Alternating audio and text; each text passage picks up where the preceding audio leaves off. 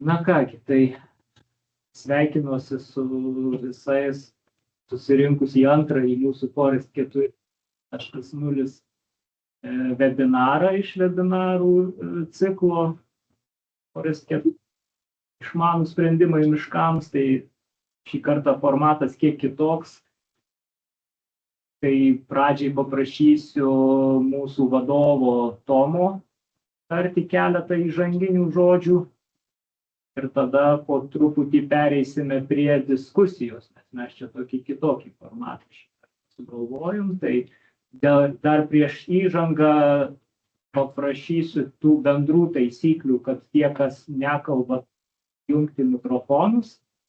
Kamerą paprašysim įsijungti, kai jau pereisime prie klausimų mielai tada, nes galvojame, jog vis tiek darysime ir kad bus galimybė paklausti tiesiogiai visų mūsų diskusijos dalyvių. Jeigu kas turės kokių klausimų, tai tik tai prieš klausimą užduodant, žinoma, prašysim ranką pakelti ir tada pabandysim pamoderuoti visą šitą. Tai tokius techniniai dalykai, dabar Tomai, prašau. Tai sveiki visi, malonu, kad vėl tiek žmonių susirinko ir į antrą tą seminarą mūsų. Ir ačiū labai visiems diskusijos dalyviam, kad irgi nepatingėjo penktadienį atvykti. Tai pirmam seminare tikrai sulaukėm daug susidomėjimo ir tikiuosi, kad šis irgi bus dar įdomesnis. Tai perduodu ekraną pranešėjams tada. Ačiū Tomai. Tai mes matyt, kadangi turime auditoriją, esam gyvai susirinkę, tai turbūt pradžiai galbūt ir pradėsim nuo to trumpo tokio ratelio prisistatant. Aš tik užbėgdamas už akių pasakysiu, kad mes pabandėme surinkti jau pačių pagrindinių su miškais ir miškuose dirbančių institucijų ir organizacijų atstovus į vieną vietą, kad padiskutuoti apie, sakykime, skaitmenizaciją klausimus miškuose. Vis dar jungiasi žmonės, tai mes po truputį taip neskubėdami įsivažiuosim apie miškų skaitmenizacijos ir per porą tų prizmių, per tai, kas jau galbūt šiuo metu vyksta konkrečiose organizacijose ir per tai, su kokiais iššūkiais mes susiduriam ir kokias perspektyvas matom. Tai žinoma, tie klausimai tokie gan įprasti, bet gal pavyks tokį platesnį, geresnį vaizdą susidaryti, kad paskui palaipsniui susidėliot aiškiai kryptį, kur link mes judam ir kas mums svarbiausia. Tai gal pradedam nuo tokio prisistatymo, tada aš paprašysiu jau Gintautas padarys įžangėlę ir tada galėsim pereiti prie klausimų. Tai gal ir kad jau šneku, tai pradėsiu nuo savęs. Nerijus Kupstaitis, Forest 4.0 kompetencijų centro kaip viešosios įstaigos vadovas. Ir kas mane jau žino, esu miškininkas ir sakykime, daug su miškų politika dirbęs žmogus. O dabar labai noriai ir su susidomėjimu gilinuosi į skaitmenizacijos klausimus. Tai tada. Sveiki visi webinaro dalyviai. Esu Albertas Kasperavičius, valstybinės miškų tarnybos direktoriaus pavaduotojas. Ir kaip žinote, miškų tarnybos klausimų spektras susijęs su skaitmenizacija yra platus. Daugelis jų susiję ir su jūsų veiklomis. Ar tai būtų leidimų kirsti mišką išdavimas, miškų kadastro tvarkymo klausimai dar vis pas mus sprendžiami, nacionalinė miškų inventorizacija, informacijos sistemos, augalų genetiniai ištekliai ir taip toliau. Sakant, begalį įvairių sistemų, kurias miškų tarnyba administruoja, tvarko ir nuo jų sėkmingo veikimo priklauso mūsų visų sklandus darbas ir veiksmai. Tiek pradžia. Esu Darius Dumbrava, atstovauju šiandien čia Lietuvos miško ir žemės savininkų asociacija. Pagal išsilavinimą profesiją esu miškininkas ir tai mano kasdieninė duona yra miškininkystė, administruoti įvairių savininkų miškus. Tačiau taip susiklostė, kad lygiagrečiai miškininko darbui visą laiką, kažkokiam tai lygmenį ir po toliau to labiau įsitraukiu į tą IT sektorių.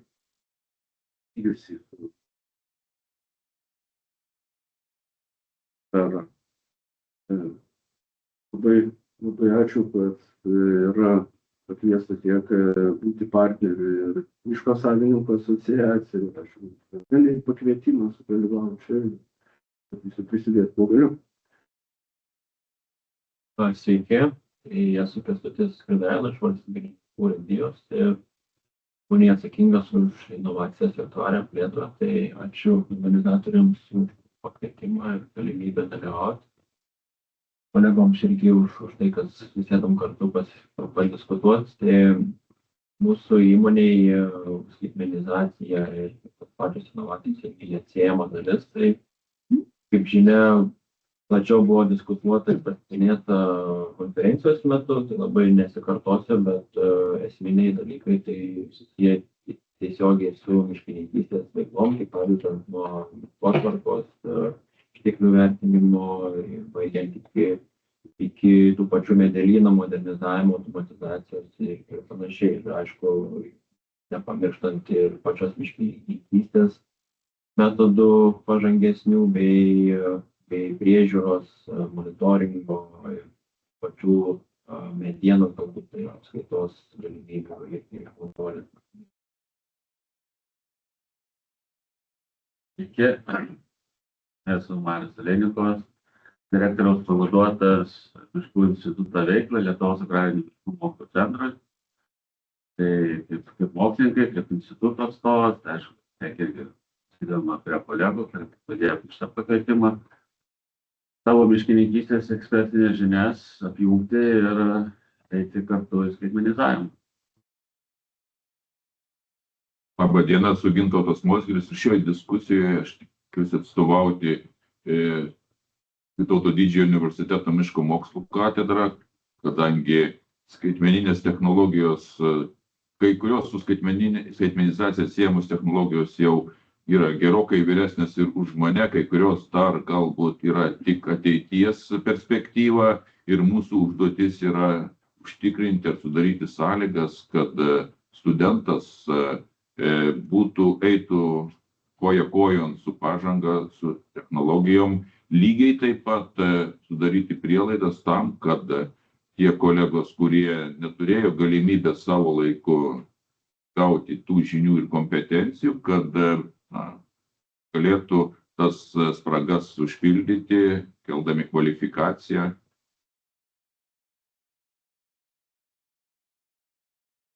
Puiku, tai mes jau dabar prisistatėm, jau aš buvau minėjęs anonsuojant šitą webinarą, kad mes šitoj diskusijoje bandysim atsispirti nuo to, ką diskutavom konferencijoje vasario mėnesį ir truputį galbūt toliau su ta mūsų diskusija.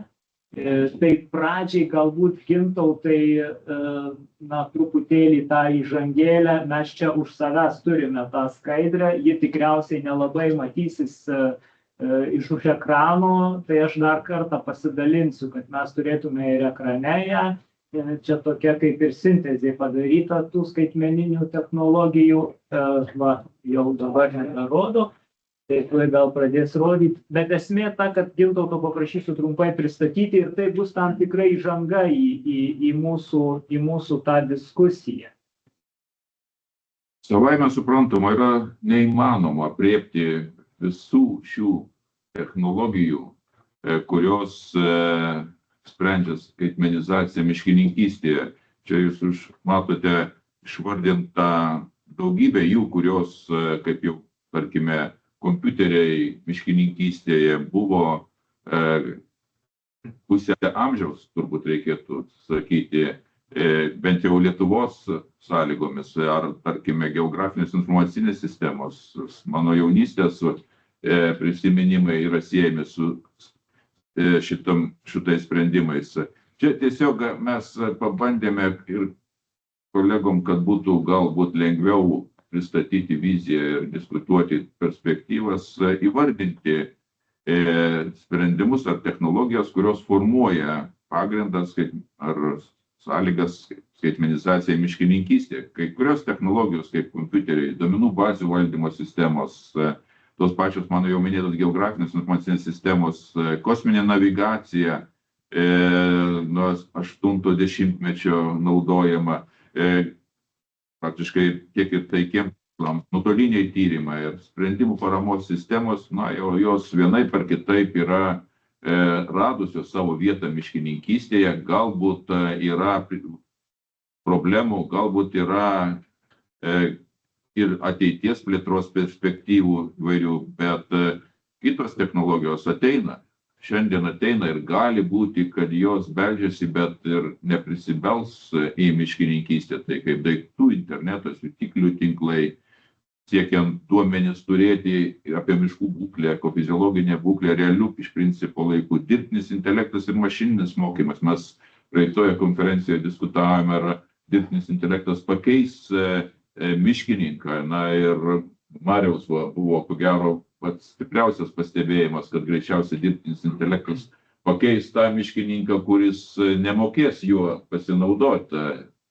Didieji duomenys, debesų kompiuterija, laukų grandinės, galbūt čia tik skinasi kelią, galbūt jos yra labiau svarbios finansų srityje ir miškininkystė yra tik tai pirmieji bandymai. Čia irgi galime surasti pavyzdžių iš kolegų Kauno technologijos universiteto, kurie iš principo miško ekosistemą bando naudoti kaip modelį blokų grandinių kūrime. Robotika, mes ko gero net nesusimastome, ta pati valstybinė miškų urėdija, čia turbūt daug ką galėtumėte jūs papasakoti, ir medelynų technologijos, automatizacija, virtualioji ir papildyta realybė, galbūt tai iš tikro ateityje mes naudodami skaitmeninius dvynius galėsime priimti sprendimą apie miškininkavimą.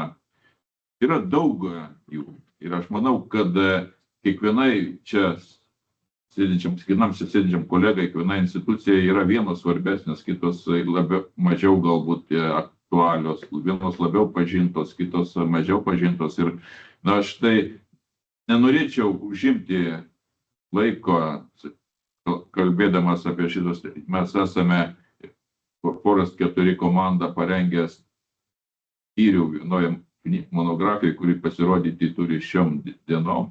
Sakykime, bus galimybė susipažinti su šito turiniu ir vėliau. Aš tai siūlyčiau iš tikro eiti prie diskusijos ir, sakykime, natūralu, kad su diskusija vienaip ar kitaip suksis apie šitas technologijas, bet per prizmę atskiros institucijos ar konkretaus eksperto. Ačiū, Gintautai, labai toks, kaip sakyt, užduodantis kryptį mūsų šitos diskusijos, tas įžanginis pasisakymas, pristatymas trumpas. Visiškai, čia tikriausiai būtų, kiekvienas galėtų pasidėti skirtingoje vietoje tą brūkšnį, kurios jau technologijos įprastos, naudojamos, o kurios ateina arba šiuo metu kuriama kažkas. Tai čia, pavyzdžiui, tas sprendimų priėmimo paramos sistemos, nors jau čia padėta prie įdiegtų technologijų, bet kai mes žiūrim iš praktinės pusės, tai jos dar sakykime, tik tai ateina pas mus irgi. Tai čia galima labai skirtingai tą matyti, bet kokiu atveju aš siūlau tada dabar eiti truputėlį, kad kiekvienas pagalvodamas iš savo institucijos perspektyvos galbūt pasidalintų savo tokiomis kalbomis, kas galbūt jau šiuo metu vyksta, ką mes matom į tokią tolesnę ateitį, ypač jeigu, pavyzdžiui, būtų labai svarbu sužinoti ir išgirsti ir paskui gal dar plačiau padiskutuoti mums apie tai, su kokiais iššūkiais susiduriama. Ir čia aš tą sakau dėl to, kad mes vis tiek esame nusiteikę ir turime tą ambiciją kurti šitą mūsų Forest 4 skaitmeninės miškininkystės tinklą. iš tų institucijų ir žmonių, kuriem tai svarbu, ir po to eiti su tam tikra žinia ir į miškų politiką. Tai čia nėra tik tai savitikslis dalykas, mes vis tiek manome, jog tam, kad žinoma, kad tos technologijos prasmingai rastų savo vietą ateities ir netgi netolimos ar dabarties miškininkystėje, tai turi daugiau mažiau tos grandys suprasti vienodai, ar bent jau panašiai tą svarbą, reikalingumą, o kai kada ir neišvengiamumą. Tai aš su šitu tada, sakyčiau, gal nustoju dalintis šitą skaidrę ir tada kviečiu, žinau, gal kaip nors nuo kito galo ar nuo vidurio, kas norėtumėt, galbūt kas norėtumėt tiesiog iš savo institucijos, organizacijos perspektyvos, bet nebūtinai. Dabar pratęsti tą diskusiją, ką Gintautas įžangoje pasakė. Gal aš tada Kęstuti, prašau. Bandysim pratęsti, kaip sakant, ir tą išsakytą mūsų informaciją, kurią konferencijoje dalinausi, kas, kaip sakant, padaryta, kokie galbūt tam tikri tolimesni planai, tai iš to, ką susistemino, tai tuos pagrindinius aspektus, tai iš principo daugiau mažiau mes su visom technologijom dirbam. Tai galbūt paminėčiau, kad kur dar, kaip sakant, nesam, kaip pavadinkim, palietę ar mažiau palietę, tai tokių blokų grandinė, kur dar toks pritaikomumas tik ateina galbūt, arba tas sprendimų priėmimo sistemos truputėlį dar nėra pas mus, kaip sakant, iki galo išplėtotos, bet visą kitą iš principo mes daugiau ar mažiau tobulinam, judinam, bendradarbiaudami tiek su mokslu, tiek su technologijų kūrėjais, bandom įvairius ir, kaip sakant, sprendimus, nes tų kūrėjų yra tikrai nemažai, nekalbant apie tiek ir Lietuvoje, galime sakyti, kad jų nėra kad trūkumas tiek Europoje, tiek pasaulyje. Ir kiekvienas vis turi ką parodyti, galbūt jau ir matytų dalykų ir visi jie teigia, kad, sakant, veikia tos sistemos, veikia modeliai, bet mes visgi pasigestam tokio dalyko, kad tu negali tik kaip nuėjęs į parduotuvę nusipirkti vieno kitokio skaitmeninio dalyko, nekalbant apie kompiuterius arba, taip sakant, hardvarą. Tai norint įsigyti tam tikrus modelius ar skaitmeninius sprendimus, tu vis tiek juos turi išsibandyti, adaptuoti, prisitaikyti prie savo infrastruktūros, savo poreikių ir panašiai. Tai mūsų tikslas ir yra, kaip sakant, pradžioje bandyti kiek įmanoma daugiau išsibandyti, testuoti, pasižiūrėti pliusus, minusus. Tas populiarus terminas test before invest, sakant, kad žinot, ką paslaugos teikėjas, technologijų kūrėjas ar mokslas, jeigu kurie padarė, kad pasižiūrėtų. Taigi taip pat mes taip save bandom įtraukinėti tam tikrus ir projektus. Nėra mūsų tikslas tų skaitmenizavimo projektų turėti kiek įmanoma daugiau, bet mūsų daugiau tikslas, jeigu mes dalyvaujam, kad mes irgi išsibandyti, išsitestuoti, kad būtų ta praktinė nauda, sakant, kad pasižiūrėti.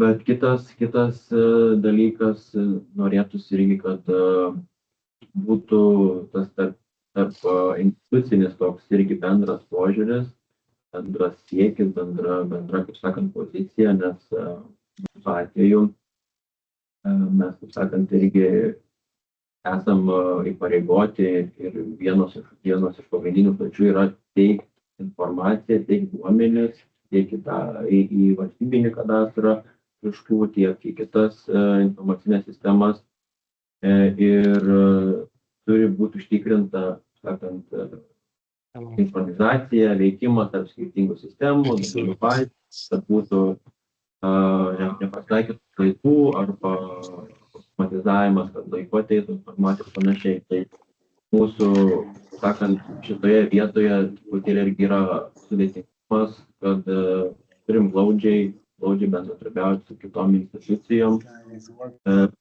bendrauti ir bet aišku, norisi turėti, ką ir Nerijus paminėjo, tą tokį bendresnį vaizdą Lietuvos, būtent, paminėkim taip, miškų skaitmenizavime, kad visos institucijos žinotų tą bendrą kryptį ir atrastų kiekvieną organizaciją, instituciją savo, kaip sakant, vietą. Kęstuti, kadangi tai jau diskusija, tai jeigu galima klausimą. Tikiu, kad teko jau nemažai įvairių modelių, techninių sprendimų pasinagrinėti tarp užsienyje sukurtų. Kaip pats manai, kur slypi didžiausia problema integruoti tuos sprendimus Lietuvos? Kas trukdo tam integralumui labiausiai? Turi galvoje būtent valstybinių miškų sektorių, ar bendrai miškininkystė ir kitaip lėčiau tai privačius? Turbūt bendrai, bet galima, žinoma, siaurinti. Jeigu šiaip kalbant bendrai, turbūt, tai ką aš ir minėjau, kad įsitikinimas, kad ta sistema tikrai veiks, nes kai tu turi, kai tau pasiūlo kažkokį sprendimą ar sukurtą sistemą, tu nežinai, kaip jinai tikrai funkcionuoja. Kitas dalykas, tuo pačiu nežinai retas, kuris paslaugos ar technologijų kuris pateikia savo tam tikrą kaštų analizę. Tu pateikia kainas galbūt tam tikras ir tu gali preliminariai įsivertinti, bet tas vėlgi nėra atliktų tam tikrų palyginamųjų, galbūt ne kiek studijų, bet analizių. Ir pasižiūrėti, ar tas sprendimas tikrai pakeistų ar palengvintų miškininko darbą. Jeigu taip, tai kaip efektyviai, ir jeigu efektyviai, tai ar padėtų sutaupyti tam tikrų pinigėlių. Bet kas, grįžtant prie klausimo, kas būtent trukdo, tai aš nesakyčiau, kad labai trukdo, tiesiog gal kalbant Lietuvos mastu, tai manyčiau, kad ir privatus miškų savininkai vis tiek naudojasi ir tom technologijom ir bando ir siekia ir testuojasi galbūt, nes jums truputėlį galbūt paprasčiau, nes įsigijimas galbūt paprastesnis. Mūsų atveju yra ir viešieji pirkimai, ir techninės specifikacijos, ir tarptautiniai konkursai, procesas ilgėja ir panašiai. Tada, kaip sakant, tas ir daro galbūt irgi sudėtingumą mūsų atveju galbūt turėtų tas paprasčiau. Tiesiog galbūt trūksta žinių, ne kiek žinių, bet, kaip čia pavadinkim, reikia užsiimti ieškotų sprendimų, bet galbūt noras, kad patys tie kūrėjai ar technologijų ar paslaugų teikėjai daugiau ateitų, kaip sakant, pas mus ir rodytų, ką jie sukūrė. Tai labai gera mintis, tarp kitko. Aišku, labai džiugu, kad jau į betarpišką diskusiją pereinam, bet vis tiek būtų smagu dar ir iš kitų truputį išgirsti. Be to mes turime 50, jau virš 50 žmonių kitapus ekrano, tai matyti irgi bus noras ar paklausti, ar įsijungti į diskusiją. Tai taip pat, kaip ir pradžioje minėjau, siūlysiu tada kelti rankas, jeigu turėsit kažkokių klausimų ar norėsit įsijungti į diskusiją, tik tai stengtis per daug laiko neužimant, kad kuo daugiau mes spėtume aprėpti. Bet va tą, ką Kęstutis dabar ir su Dariaus klausimu labai taikliai pastebėjo, gal mums Lietuvoje iš tikrųjų kuriant tą tokį, kaip sakyti, skaitmeninės miškininkystės tinklą, gal ir prasminga būtų pasigalvoti apie kažkokį tai renginį, kurio metu jau ir sakykime, galėtų sudalyvauti tiesiogiai savo paslaugas siūlančios kompanijos ir netgi kažką tokio pasidaryti. Nebūtinai dabar, Bet, aš suprantu, kadangi tai nėra universalūs sprendimai, kuriuos nuo lentynos paimi ir nuperki. Dažniausiai tai vis tiek reikalauja, tokio, kaip sakyti, pritaikymo konkrečiai. Tie produktai nėra dažniausiai tokie universalūs. Čia ne tik miškams tas galioja, čia bendrai, o miškams kai kada dar gaunasi sudėtingesni. Tai, čia tiesiog mintis tokia galbūt ateičiai, kad kažką tokio galima būtų pasidaryti to mūsų tinklo rėmuose ar kartu bendradarbiaujant skirtingoms institucijoms ir prisitraukiant, sakykime, tuos jau konkrečių produktų ir paslaugų siūlytojus, nebūtinai tą darant tik viena institucija su vienu paslaugų teikėju, bet, sakykime, suteikiant tam tikrą platformą, gal net ir pasireklamuoti kai kam, gal kai kam įrodyti savo svarbą. Nežinau, aš čia pats dabar, reiškia, ekspromtu šoviau, bet dabar einam gal toliau su mūsų šita diskusija, kas dariau. Aš gal grįžtant dar truputėlį per tos pačio klausimą, aišku, dėl parodos ar kažkokio pristatymo, tai turbūt būtų irgi labai įdomu, nes kažkaip dabar pradėjau galvoti, kad turbūt tokios dabar šiuo metu tai šis mes neturim, ne tos jokios parodos. Mūsų dažniausiai jungia prie kažkur, tai aišku, ir tie, kaip man irgi tenka kalbėtis, kaip sakyti, centras Lamtas organizuoja kas antrus metus parodą Agrovizija. Tai iš miškininkystės pusės atrodo irgi galėtų būti kažkas, bet tie patys stambus technikos gamintojai, kurie žemės ūkį, kurie gamina miškų, bet kažkaip neprisijungia. Tai tokios būtų įdomu visai ir gal vėl pabandyti atgaivinti. Galbūt truputį mes dabar nuklydom, bet galbūt net ne Lietuvos masteliu, galbūt su Latvijos estais kartu pasikopa. O dėl, man irgi įdomu galbūt ir pietučių tas klausimas, nes tos technologijos, kaip man atrodo irgi, kur mes kartais susidurėm tas miškininkystė, kaip žinom, yra toks ganėtinai regioninis miškumas.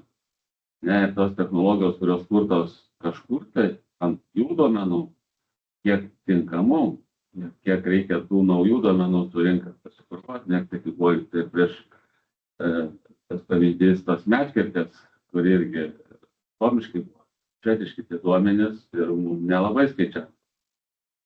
Medžiai nuolaidai yra truputėlį kitokie ir gaunasi tos paklaidos. Pat įdomu, kaip dabartinės kažkokios, kiek atitinka, kiek netitinka, kiek mums patiems reikės. Tokią turbūt irgi reiktų spręsti ir ateities problemos turėtų reikėtų spręsti. O ką žinau, dėl tų visų skaitmenizavimo technologijų, tai kad be abejo vienokio ir kitokio, bet turbūt prieisim visų.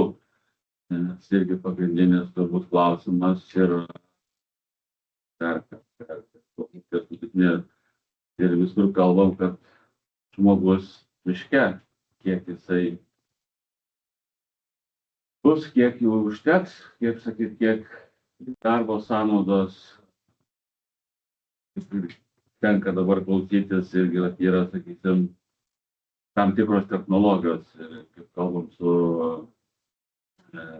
kolegomis iš užsienio šalių, tai vienur, sakysim, galbūt vidurio rytų dar Europoje, kur žmogaus darbo sąnaudos yra ganėtinai pigesnės, tai tas rankinio darbas yra ir kai kurios technologijos, sako, mums dar nereikalingi. Pavyzdžiui, kokie Norvegai jau sako, mes pilnai galim taikyti ir labai būtų reikalingi. Tai irgi tas klausimas, kadangi pas mus gyvenimas gerėja, atlyginimai auga, tai aš teiksim anksčiau vėliau irgi turbūt prieisim prie tos technologijos, nori, nenori, įdėti, kokios bus, tai aišku, priklausys, vėlgi, iškeliantų kitų klausimų. Čia truputėlį paoponuojant, turbūt svarbus aspektas yra ir, aišku, pačių miškininkų kaip specialistų, kaip ekspertų, kurie dirba būtent miške, pabėkim to žodžiu, amžių, ir draugavimą su technologijom. Tai, aišku, ta karta jaunėja, bet čia toks kaip truputėlį užburtas ratas, nes dabartiniai vyresni miškininkai galbūt ne visi noriai naudoja technologijas, ir tas truputėlį galbūt priverčia stagnuoti tam tikrais momentais, kadangi taip sparčiai nesivysto, tada jaunimas nenori galbūt irgi eiti, nes mažai tų technologijų, nes toks gaunasi truputėlį užburtas. Ir kaip sakant, bet manyčiau, ir vis tiek girdim nemažai tos, sakant, tokių tendencijų ir matom patys tą problemą, būtent miškininkystės specialistų ir trūkumą ir panašiai. Čia ir Gintautas galbūt paoponuos, įvairias programas bando atitraukinėti tą pačią skaitmenizaciją ir pritaikomą miškininkystėje, tai tikėkime, kad po truputį atsinaujins, kaip sakant, ir tas požiūris ir bendrai tas sektorius, tai turbūt reikia tam laiko, ne per vienus metus. Man atrodo, čia labai dar tas kampas taiklus užkabintas. Gintautas jau užsiminė savo įžanginėme pasisakymę apie tuos, sakykime, mokymus ir kvalifikacijos kėlimų. Bendrai tokių skaitmeninio raštingumo iš tikrųjų gal ir visai irgi būtų gera idėja išsivystyti tokią normalią kvalifikacijos sistemą, kvalifikacinių mokymų sistemą, nes čia nebūtinai nuo amžiaus priklauso, gali būti ir vyresnio amžiaus miškininkai, jiems gali pasirodyti įdomu, kai tai nebus taip bauginančiai, kai sakykime, būtų kažkokie tai ar mokymai, ir kur sakykime, jau ne tai, kad jam pačiam reikėtų ieškotis, bet jam netgi pasiūlyta būtų galbūt. Čia toks truputėlį, bet... Tokia mintis kilo, kad nebijotų, kad atims jo darbo vietą. Taip. Ir čia turbūt vis tiek nekalbam apie tas, sakant, tokius skaitmeninius sprendimus, kur ten reikalautų didelių mokymų, baigti studijas intensyviai ir panašiai. Vis tiek, kai tu nori traukti žmogų, kad jis naudotųsi tam tikrais sprendimais, tai tas sprendimas turi būti patogus, lengvai naudojamas.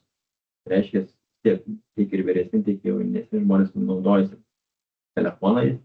Jeigu daugelis sprendimų gali ten per telefoną išsispręsti tam tikrų einamųjų darbų, aišku, ten inventorizacijos nepasidarys, nors vėl daras iPhone irgi puikiai veikia, tai aišku, čia diskusiniai klausimai patikimumas, efektyvumas, bet yra tų tam tikrų sprendimų, kurie kasdienius tam tikrus veiksmus, jiem ten susivedinėjimas tam tikrų duomenų informacijos, tas irgi jau skaitmenizavimas. Tai gerai, šitą mintį jau kaip ir fiksuojam, mes pokalbių lange turim reakciją, kas puikiai idėja miškininkystės renginių sekančiais metais. Čia ne visai miškininkystės, bet miškininkystės su skaitmenizacija ir konkrečiai su konkrečių technologijų tam tikrų pristatymų. Tai matyt, galbūt ir išvystyti paroda, ar tai gali būti netgi kombinuotai su tam tikrų ciklų ir konferencijų, seminarų, nes tai vienas nuo kito neatskiriam. Aišku, mes Elmėje būt neperspjausim, bet pasidaryti savo formate kažką gal ir būtų visai prasminga.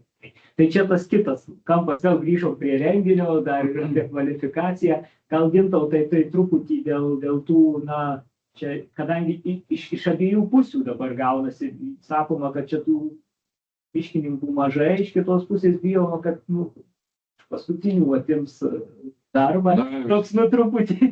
Niekur būkim biedni, bet teisingus. Mes gyvename Lietuvoje ir žmogiškieji ištekliai buvo ir išliks, ko gero, pagrindinė problema.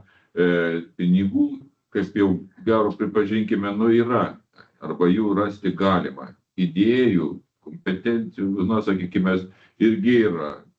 Bet ką daryti, kai, kiek mes turime profesionalių miškininkų, arba informatikų, kurie išmano miškininkystę, turbūt vienetai bus.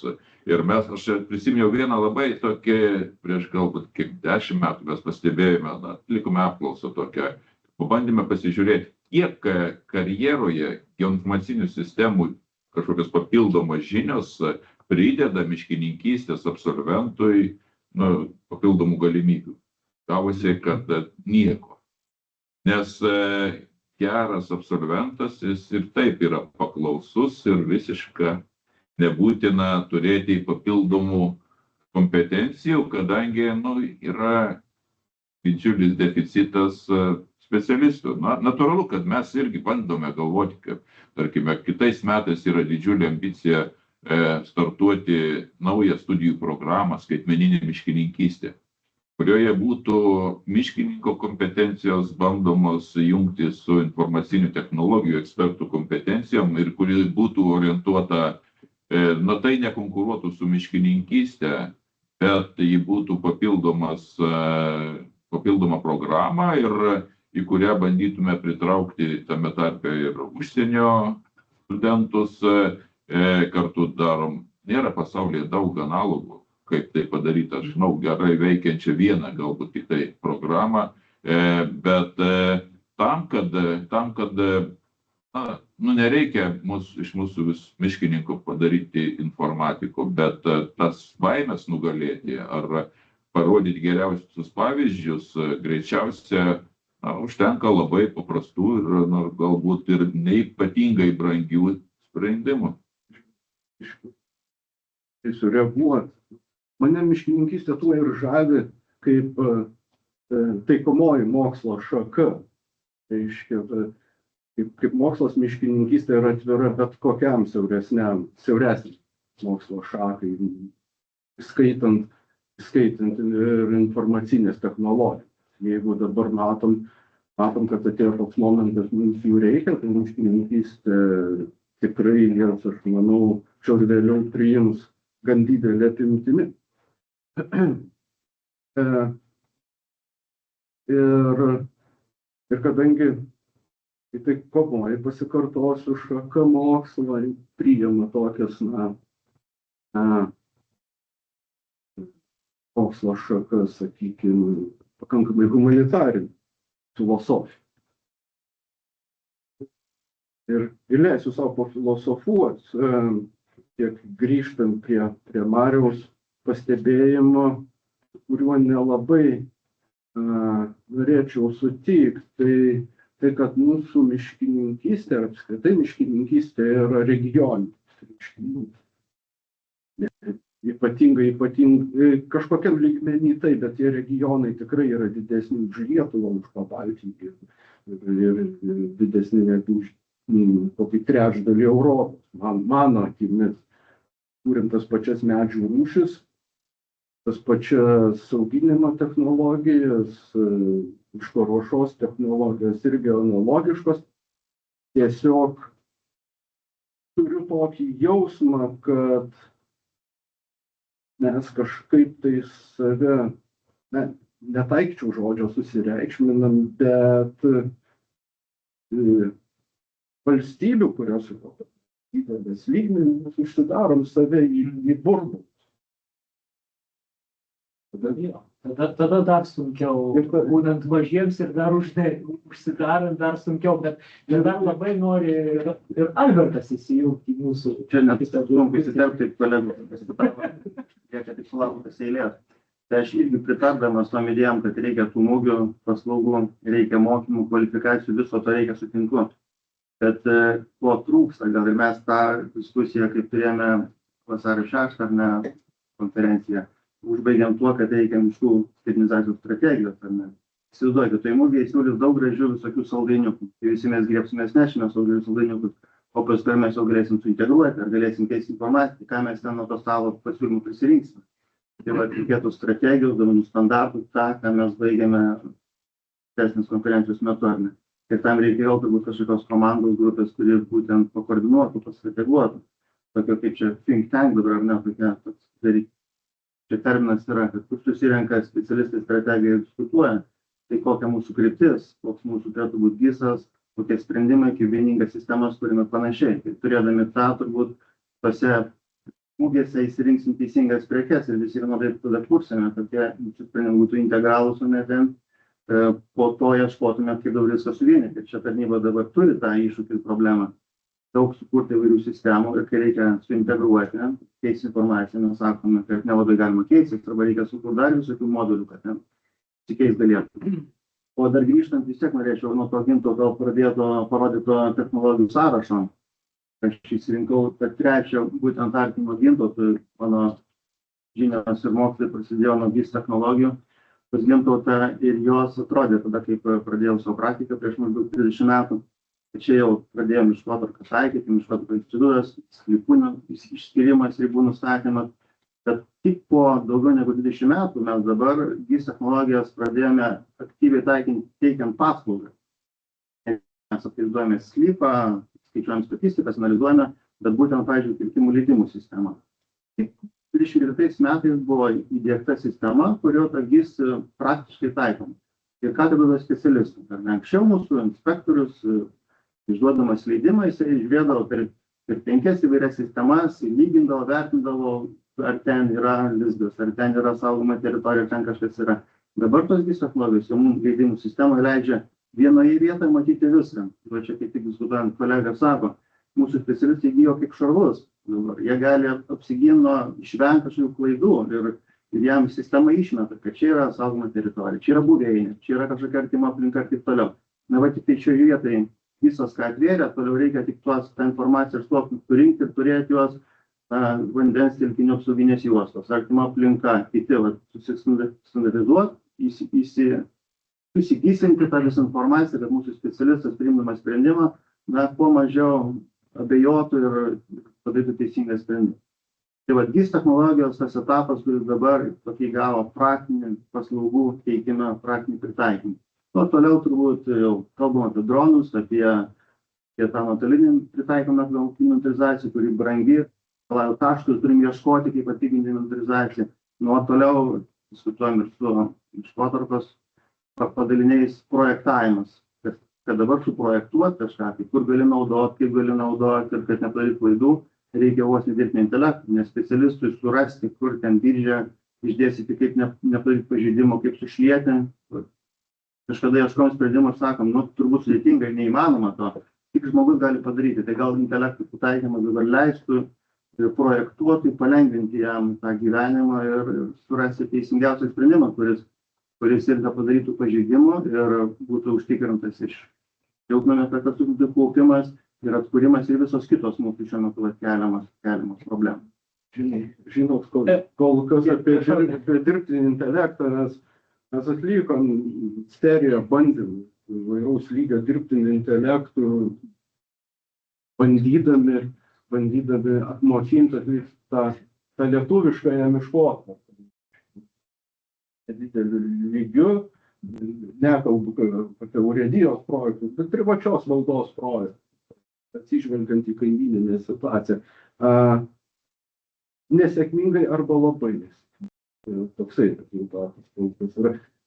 Jo, čia tikriausiai, kadangi mes labiau kaip miškininkai kalbam apie dirbtinio intelekto galimybės, bet čia tikriausiai Tomas mums irgi galėtų pasakyti, kad nėra dirbtinis intelektas panacėja visais atvejais ir čia galbūt labai jau būtų didelė ambicija, kad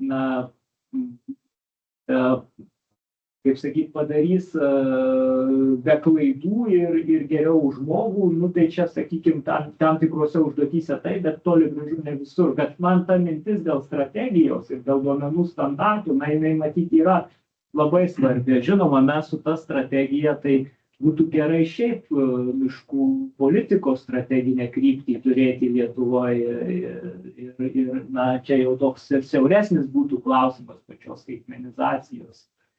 Miškų srityje strategija, nes tai galėtų būti tam tikra sudėtinė dalis, apie ką mes ir bandom galvoti. Gali būti miškų politikos strategija, o miškų skaitmenizavimas planas.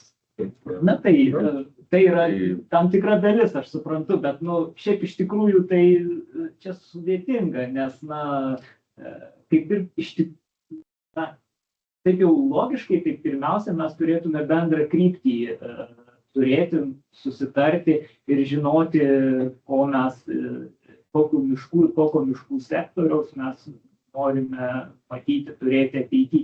Tada jau skaitmenizacija yra labiau, kaip sakyti, įrankiai tam tikri arba tam tikros, kaip tam tikra pagalba labiau įgyvendinti tą, sakykime, politinę kryptį, bet, čia tik jau tokia strategija. Ja, noriu pasakyti, kad vakar buvo kaip tik susitikimas, kad su Tomu dalyvavom pas aplinkos ministrą, kaip jūs žinom, kad tą mintį, tai tikrai minėjo ne vienas ir ne du, miškų sektorium susijusių žmonių, kad mums būtina ta strategija ir tikiuosi, kad ministras išgirdo ir galbūt tas atsilieps.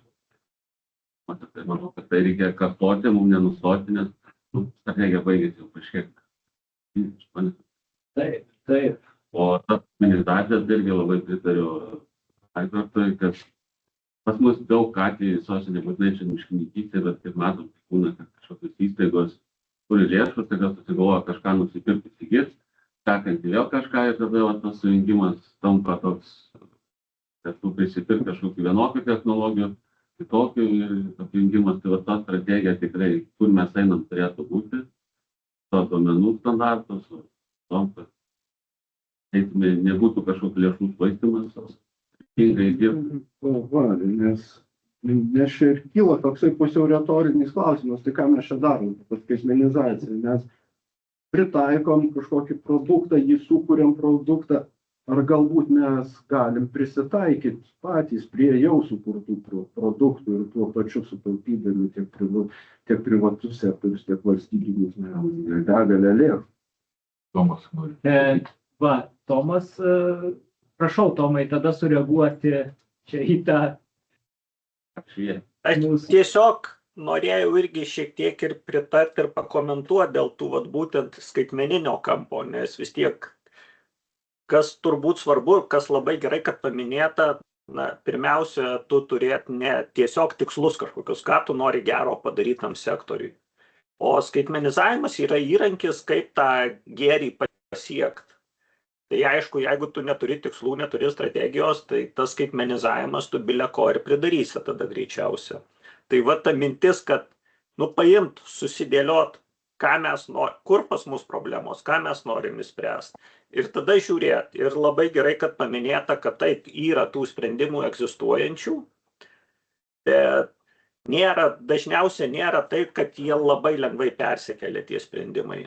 Tai yra ten, kur standartizuoti dalykai, pavyzdžiui, su GIS-ais, kas susiję, ten labai aišku, daug variantų nėra. Kitur, kur atsiranda integracija būtent su specifinės valstybės specifiniais dalykais kažkokiais, ten jau atsiranda specifika, nes yra teisinis reguliavimas, tai čia, kaip Algis minėjo, yra ir visokių komentaruose, yra visokių tų reguliavimo klausimų, bet tiesiog valstybei ten yra reikalavimai, kaip tos informacinės sistemos turi atrodyti dar kažkas, tai ypač, tarkim, miškų tarnyba, urėdija, jie bet kokios programinės įrangos, bet kaip negali naudoti. Yra gana daug įvairių reikalavimų, dabar VSSA, valstybinė agentūra irgi pateikė juos.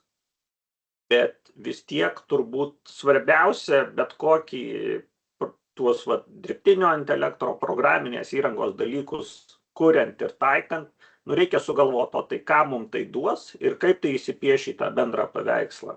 Tai man irgi iš to vakarykščio pokalbio pas ministrą patiko keli pasisakymai dėl tos susidėliotą strategiją.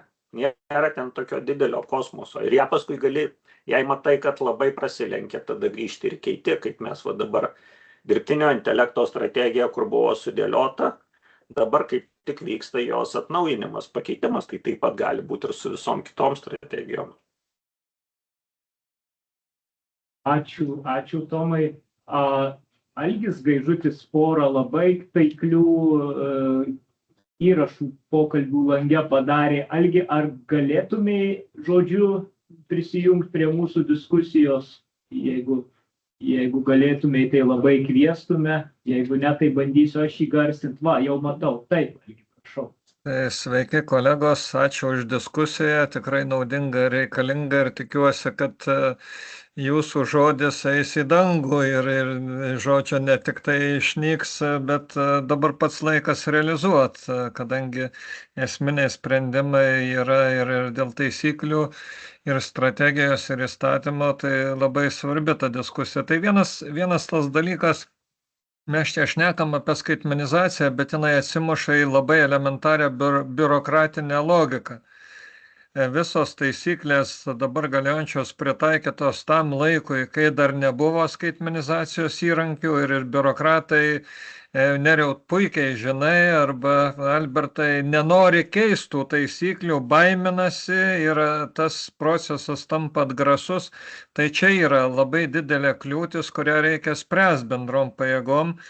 Ir aišku, geriausiai, kai skaitmenės technologijos algoritmai pašalina nereikalingus tarpinius, visokius tuos derinimus, reguliavimus, bet tam reikia politinės valios ir sprendimų. Tai vat vienas yra, ir antras, aš visada keliu ir dar priminsiu, yra neturim mes Lietuvoje vieningo duomenų standarto, kad galėtumėm laisvai disponuoti ir keistis duomenimis, nes dabar kiekviena institucija turi savitą standartą, savaip duomenis naudoja, turi savo sistemas ir tas tikrai veikia. Trečias dalykas, Neriau, jeigu galima daugiau, nešnekėsiu, nors čia galima daugiau.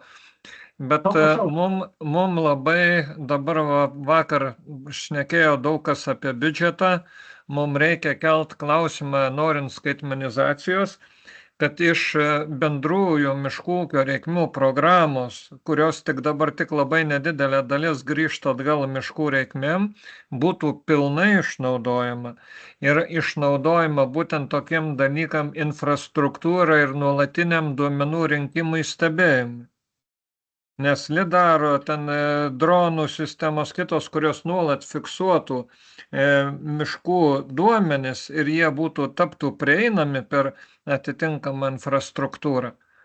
Tai nėra padaroma momentaliai, technologijos jau yra, bet jas reikėtų naudoti. Ir aišku, Latvijai čia siūlo vienas programėlės, sakykime, skanuoti reguliariai, pateikti NMA, turi visokius dalykus, bet tokio sisteminio požiūrio ir nuolatinio tą, ką jūs domitės, jeigu nebus nuolat atnaujinimų ir tikrai naudingų ekonomiškai apsimokančių duomenų, prie kurių prieiga yra atvira, o paskutinis dalykas, nereikia užmiršti dar duomenų saugumą.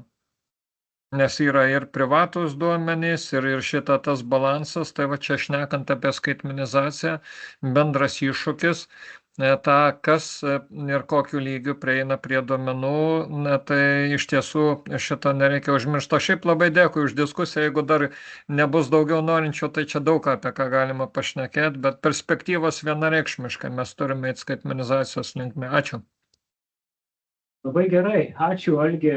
Čia labai taikliai įvardino sakykime, tuos iššūkius, Algis, kur mes, apie kuriuos irgi kaip ir planavome diskutuoti, tai čia jau dabar tie labiau iš iššūkių pusės ir tiek ir tas visas normatyvinis reguliavimas biurokratizuotas tikrai, kuris, sakykime, tu gali skaitmenizuoti pagal tą jau nusistatytą reguliavimą ir bandyti surasti sprendimus, kaip čia buvo prieš tai pasakyta, kad išdėstyti biržės ar kažkaip tai, o gal kitaip reikia mąstyti, gal reikia pirmiausia pasižiūrėti, kiek tas reguliavimas turi prasmės ir pridėtinės vertės duoda ir jau tada tik tai apie.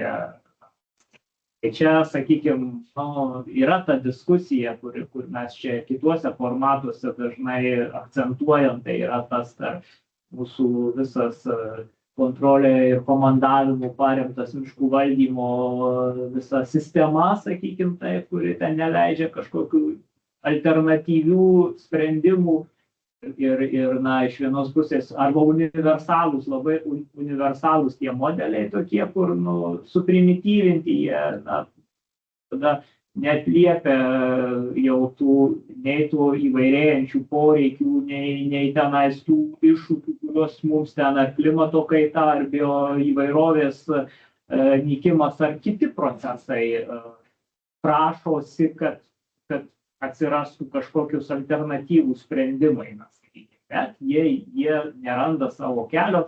Tai čia Algis labai teisingai, mes puikiai žinom tą stipriai biurokratizuotą mūsų visą teisinį reguliavimą ir nuo to tada perėjimo prie viso to biurokratizuotų miškų valdymo modelio. Tai kas taip, čia yra didelis iššūkis ir čia yra ir grėsmė tuo pačiu, kad nenueiti tuo paprastuoju keliu, kad tiesiog skaitmenizuoti tai, kas nekuria pridėtinės vertės ir tą dar labiau įtvirtinti kaip sakykime, vienintelį teisingą kelią.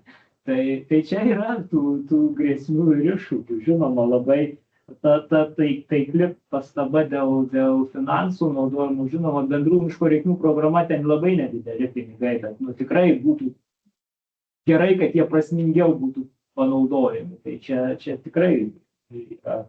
O dėl duomenų standarto ir atvirų duomenų ir mūsų, čia matyt bus tikrai strateginiai turėtų būti sprendimai dėl bendrų duomenų standarto ir dėl prieinamumo duomenų apie miškus, žinoma, atsižvelgiant į duomenų apsaugos reikalavimus ir kad nebūtų pažeisti asmens duomenų reikalavimai, bet pavyzdžiui, tokie duomenys, kurie apie miškus, kurie nepatenka po duomenų apsaugos reglamentais, jie tikrai turėtų prasme būti plačiau naudojami ir atviriau naudojami negu šiuo metu.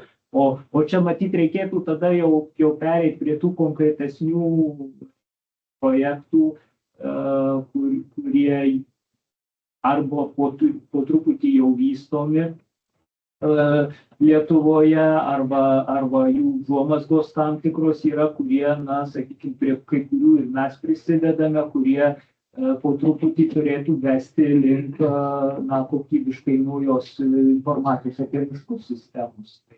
Mes buvom, mūsų didelė dalis čia esančių, buvom pasižiūrėti Suomijos patirtį, sakykime, kiti žino tą patirtį ir šiaip. Tai aš sutinku, kad negalima paimti ir kopijuoti visko, jeigu tai būtų taip paprasta. Bet tikrai yra iš ko pasimokyti ir yra pakankamai gera kryptis, kur mes galėtume atkreipti. Jo, aš čia labai dabar užėmiau daug eterio. Sakant, į tuos pačius, ačiū Algiui už taikliai, kaip sakant, išsakytus iššūkius ir tam tikras problemas. Tai aišku ir pritarčiau, bet vėlgi mes turbūt kalbam apie tą patį dalyką, ką ir Albertas pasakė, strateginis visas tai yra atbula į strategiją, į planą. Čia realiai mes dabar kalbam, kokios yra grėsmės, galimybės, stiprybės. Standartinis SWOT analizės principas, kur tu į strategiją įsitrauki. Ir kai mes jau pradedam diskutuoti, gal tas pats per tą patį, dažnai tai būna, kai galvoji tas pats per tą patį ir geriausia išeitis yra imti užrašyti. Tada pasimato viskas ant vieno kelių lapų, tada pradedi diskutuoti, bandyti, papildyti ir tas procesas truputėlį užsikūrė, kaip sakant. Mes dabar diskutavom vasario mėnesį, vasario pradžioje, dabar vėl ta pati tema ir jinai matom, kad vėl sukasi ir jinai reikalinga, bet turbūt reikia, sakant, bendros tarimo, kaip toliau išjudėsim. Kas apsiims, paimti ir užrašyti. Vienas dalykas, kas apsiims toliau, aišku, koordinuoti tos strategijos generavimą, koregavimą, pildymą ir panašiai. Čia tokie atrodo sąlyginai nesudėtingi, bet reikalaujantis tai daug resursų ir ekspertinių žinių ir panašiai, bet viskas tai įmanoma. Reikėtų, nes išsigryninę tas stiprybės, silpnybės, galimybės, grėsmės, ką mes jau dabar diskutuojam, pasimatys, kad taip, biurokratizmas yra bus dalykas, bet mes jo turbūt nepakeisim, tiesiog reikės norėti tam tikrus įstatymus keisti ir juos interkeisti, siūlyti keitimus, daryti atnaujinimus, bus ilgas procesas, bet be įstatymų negyvensi. Tai savais reiks imti ir naujinti. Jo, tai čia gal mano ta intervencija ne visai aiški buvo, aš nesiūlau atsisakyti teisinio reguliavimo. Dėl to, kad čia yra opi, sakant, išlaikyta aspektas opus ir jį išanalizuoti, kur reikia keitimus daryti, kiek pakeitimų bus pažymėta. Bet žinot, kas liūdniausia šitoje situacijoje, mes bendraunam jau kelintą kartą ir panašu, kad gryninasi tos temos, kurios yra opios sektoriui. Ministerijai keičiasi vadovybės, kada mes pradėjom jau kelintą trečią vadovybę. Kalbos visą laiką yra labai panašios, kad taip čia yra svarbu, kad laikom ir taip toliau. Tačiau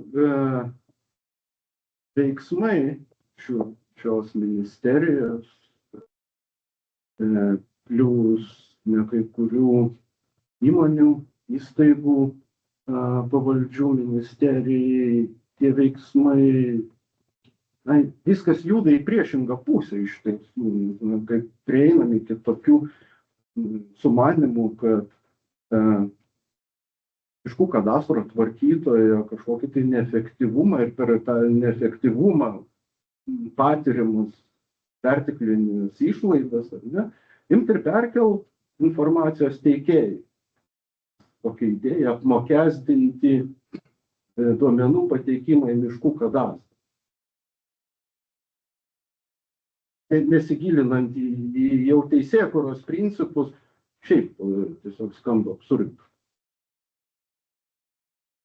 Jo, čia aš to truputį gal ir nelabai norėjau, kad mes pakreiptume tą diskusiją grinai į miškų politikos pusę, bet tas neišvengiamai gaunasi po truputį.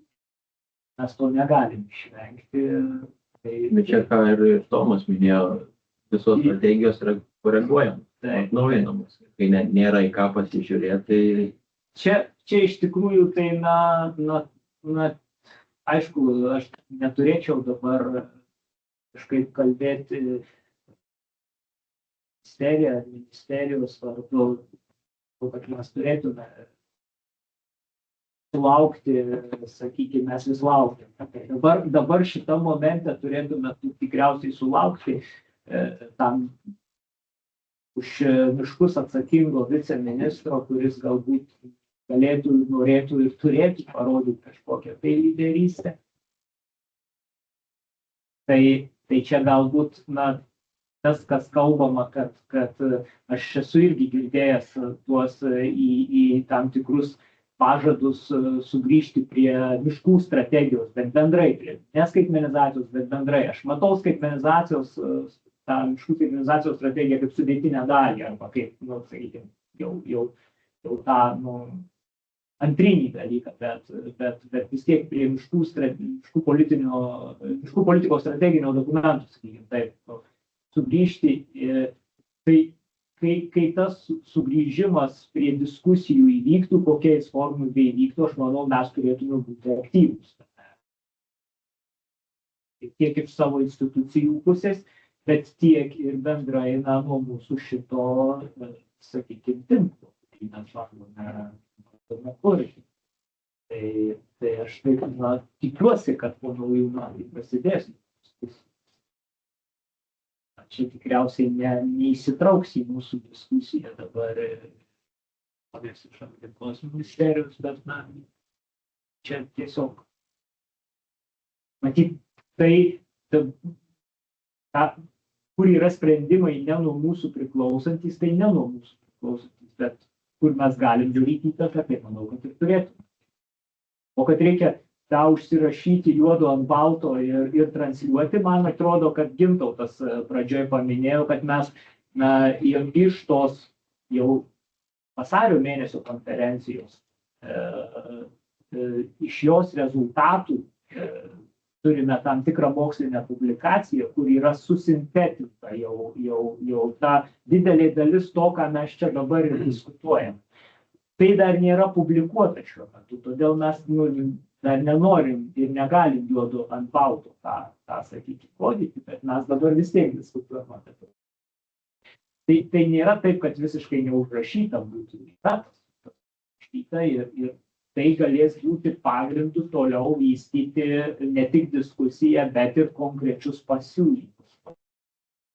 Taip, jo, tos diskusijos tikrai nesustoja, mes turime tikrai formatą su registrų centru dėl kadastro tvarkymo, kaip turintis didelę patirtį, konsultuojam ir diskutuojam.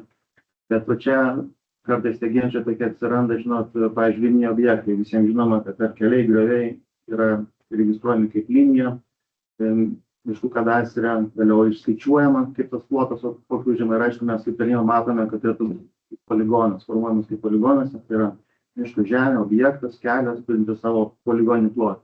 Na ir va, dabar prie to prieiname, kad netgi galbūt reikėtų iš viso miško kelius, griovius, kurie yra kaip linijos iš miškų kadastro panaikinti. Palikti tie, kurie yra plotiniai, o iš vis linijų nesimatytų. Na ir toliau specialistai mūsų turėtų kažkur informaciją rinkti iš kelių kažkokio ten sistemos informacinės linijos elektros, iš energetikų ir panašiai. Tai būtų jau žingsnis atgal, nes šitoje vietoje, sakome, turi būti objektai tokie kadastre registruojami ir jie turi turėti savo plotą. Plotas konkrečiai, kur vyksta veikla. O dabar paliečiant tą Dariaus mintį apie kainą, nesiūloma, dabar čia tokia nuskambėjo, kad 6 eurai galėtų būti įkainis už registravimą nuo tam tikro sklypo duomenų, sklypo taip. Ir sakome dabar, kur yra problema, apskritai su privačiais miškais duomenys srauto nėra, neplaukia, nėra atnaujinama informacija. Ir uždėjus kainą, turbūt tas nepalengvins, nepagerins situacijos, ne tai, kad pradės tada informacijos. Tai va, dabar aš jau girdžiu, kad yra privatus mechanizmai. Taip, galbūt turime tokį instrumentą per miškų įstatymą, kad jeigu tavo duomenys yra neatnaujinti 10 metų senesni, tada tu negali iš viso nieko tam savo sklype daryti. Tai va, kitaip sakant, apribojimas ir tada savininkas lyg ir priversas, nors toje vietoje moka mokesčius, turbūt tikisi iš valstybės paslaugų, kad už tos mokesčius būtų suteikta kažkas nemokamai. Ir čia šitoje vietoje matyčiau, kad nėra visai teisinga politika. Mes miškų tarnyboje netaikėme mokesčių, buvo valstybė tarnyba gauna finansavimą iš valstybės ir teikia tas paslaugas. Tam, kad būtų informacija, kada įmanomai naujesnė atnaujinama. O tas kelias pasirinktas kaina 6 eurai būtų. Ir dabar skaičiuoja, tarkim, miškų urėdijai. Gauna kas metų už atliktą inventorizaciją yra kompensacija. Už hektarą 7 eurų toks yra įkainis nustatytas. Na tai jeigu dabar hektarą gavau 7 eurų įkainis, prizavau, informaciją susisteminau ir pateikiau, ir sumoku 6 eurus už registravimą. Tai kiek patyręs darbo, gaunu 7 eurus ir tas nauda, kad 1 euras yra. Tai vėl turbūt nesąžiningai. Nelieka ir to euro, nes nuo lauko darbus irgi reikėjo atlikti. Tai va, čia turėtų būti vėl strategija politika tokia, kad leistum informaciją, kad ateitų į bazę, būtų nauja, o toliau, jeigu ten naudoja reikalingos analizės kažkokia, tai ar paslaugos tau iš registrų centro reikalingos, tai iš tada sutvarkyti, tada tu ten susimoki už kažkokius išimtinius tau reikalingus poreikius. Aš tai sakyčiau taip, kad reiškia, informacija šiais laikais apskritai yra didžiausias turtas. Ir jeigu kažkas tai suteikia informaciją, ir dar neprašo už tai susimokėti, už tą informaciją, tai čia reikia tik tai, ačiū didelį pasakyti už tai, ir po to belieka tą informaciją išmaniai naudoti. Nes iš tokio tipo informaciją galima sukurti daugybę skirtingų produktų, kurie galėtų būti ir komerciškai patrauklūs. Jo, bet jeigu tiesiog papolitikuoto, tai bus matyti. Ir kolegininkas sako, kad turbūt ne kiek informacijos, bet duomenys turi savo vertę. Čia turbūt irgi, kaip minėjot, kad yra tie du variantai, arba duomenys gali susirinkti iš miško savininkų ar prižiūrėtojų tiem būdais, arba ragindamas, kaip sakant, kompensuodamas jiem, arba bandydamas griežtesniai, bet čia noras turbūt tiek duomenys tam tikrą vertę turi, tai čia toks gaunasi, kad turbūt tas pirminis variantas turėtų būti, kad tu už juos miško savininkas turėtų gauti atlygį, o ne dar būti priverstas. Bet čia iš tikrųjų tai yra toks kertinis klausimas, ar šitoj vietoj, tie duomenys, kuriuos šiuo metu mes vadiname miškų kadastru, kiek jie turi prasmės būti valstybės kadastro dalimi, kiek tame yra pridėtinės vertės ir kiek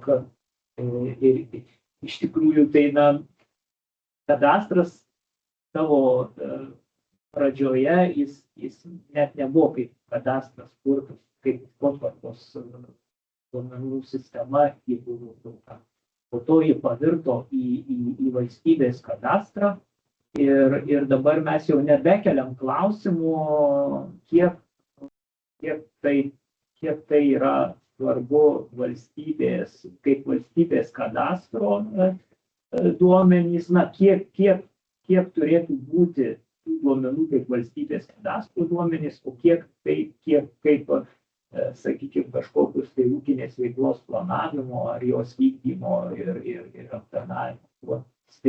Tai čia turbūt reikėtų koncepciškai pasižiūrėti nuo tos pusės. Jeigu jau mes nesugebam ten visko suvesti į vieną, o šiaip mes turim tų proginių kadastrų begalę, ten atskiras miškų kadastras, atskiras kadastras, atskiras koks nors kadastras, saugomų teritorijų, ten, vadinkim, registrais, kadastrais, ten dažniausiai turi painių, tai yra tais pavadinimas.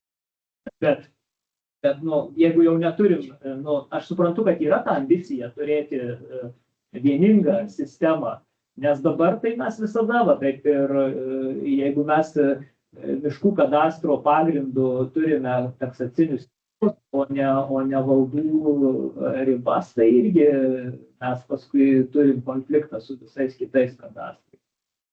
Tai čia aš gal nežinau, gal ir be reikalo mes į tą gylį nuėjom, čia tokio vieno specifinio klausimo. Galima, aišku, apie tai Nesiskauda. Nesiskauda, jo, jis šiuo metu aktualu. Nes dabar, kada buvo užsiminta apie miškų strategiją, miškų strategijos rengimą, pirmiausia, kad tu sėdi prie strategijos rengimo, reikia pažinoti tą objektą patį, miškus, žinot, ką tu turi. Ir tam turiniui tada kur strategiją pagal turinį, pagal turinio būklę ir taip toliau. Dabar, aš turiu stiprią nuojautą, kad valstybė susiduria su žinojimo problema, o kągi mes Lietuvos miškuose turime. Dar pačiuose miškuose, ką turim ir ypač iš tų miškininkiškų charakteristikų, tai nėra čia tokia didelė problema ar duomenų stoka, nes vis tiek ta nacionalinė miškų inventarizacija visos šalies masteliu ji pakankamai gerai atspindi bendrą vaizdą. Jį galbūt tinkama ten nuėjus į atskirą vienetą mažą, bet šalies masteliu jinai dar pakankamai. Bet jeigu mes kalbam apie miškų sektorių, kaip tokį, kur yra žmonės, kur yra dedamoji ekonomikos, kur yra kiti visi, ir mes norim apsirašyti savo miškų sektoriaus situaciją, tada mes tikrai labai mažai turim duomenų, kad galima būtų strateginius sprendimus priimti. Čia šitoj vietoj tai didelė. Aš čia ne apie pačius medžius ir mišką, bet labiau apie sektorių. Apie, kad ir privačių miškų dalį paėmė. Toks paprastas dalykas, reiškia, miškų tarnyba kiekvienais metais daro tam tikrą statistiką, kas iškilo. Tai su valstybinė miškų urėdija kaip ir problemų nekyla. Nekyla iš jūsų, dėl iškirtimo nacionalinė organizacija, kurie vardino nerius. Iš jos šitą informaciją, pati objektyviausia pagal tiesioginius matavimus varelėse. Taip imtume pagal deklaracijas, tai čia aišku tie skaičiai nesueina, tai tiesioginiai matavimai pačiuose miškuose. 6000 taškų, kuriuose vykdoma tokia apskaita, kas 5 metai grįžtama ir sutikrinamas, kuris medis auga toliau, kuris iškirs. Bet vos tikrai nueinam kažkokį mažesnį regioną, ar ne? Jeigu galim mažesnį regioną, apskrities lygių galim tą informaciją patikimai sakyti, jau toliau tą informaciją tam pasakys, ne per mažai taškų, per mažai informacijos. Na ir dar, kai mes turim kelias sistemas, nu, kai kada jos konkuruoja tarpusavyje ir tada, na, mūsų visuomeniai pateikiami rezultatai irgi tada kvestionuojami. tą irgi, netgi, nu, tą, kai kada net ir suprantu, kodėl. Kai mes, sakykime, turime vienokį rezultatą iš nacionalinės inventorizacijos ir kitokį iš kitų inventorizacijų, mes bandom paaiškinti, kodėl skiriasi, bet tada klimpstame dar giliau ir darosi vis sudėtingiau tada. Tai čia yra tas niuansai, kad mes, na... Einant į technologijas, ar ne, ir įmant tą patį Suomį pavyzdį, mūsų nacionalinė inventorizacija galėtų būti, na, kaip nuostabus kontrolinis instrumentas.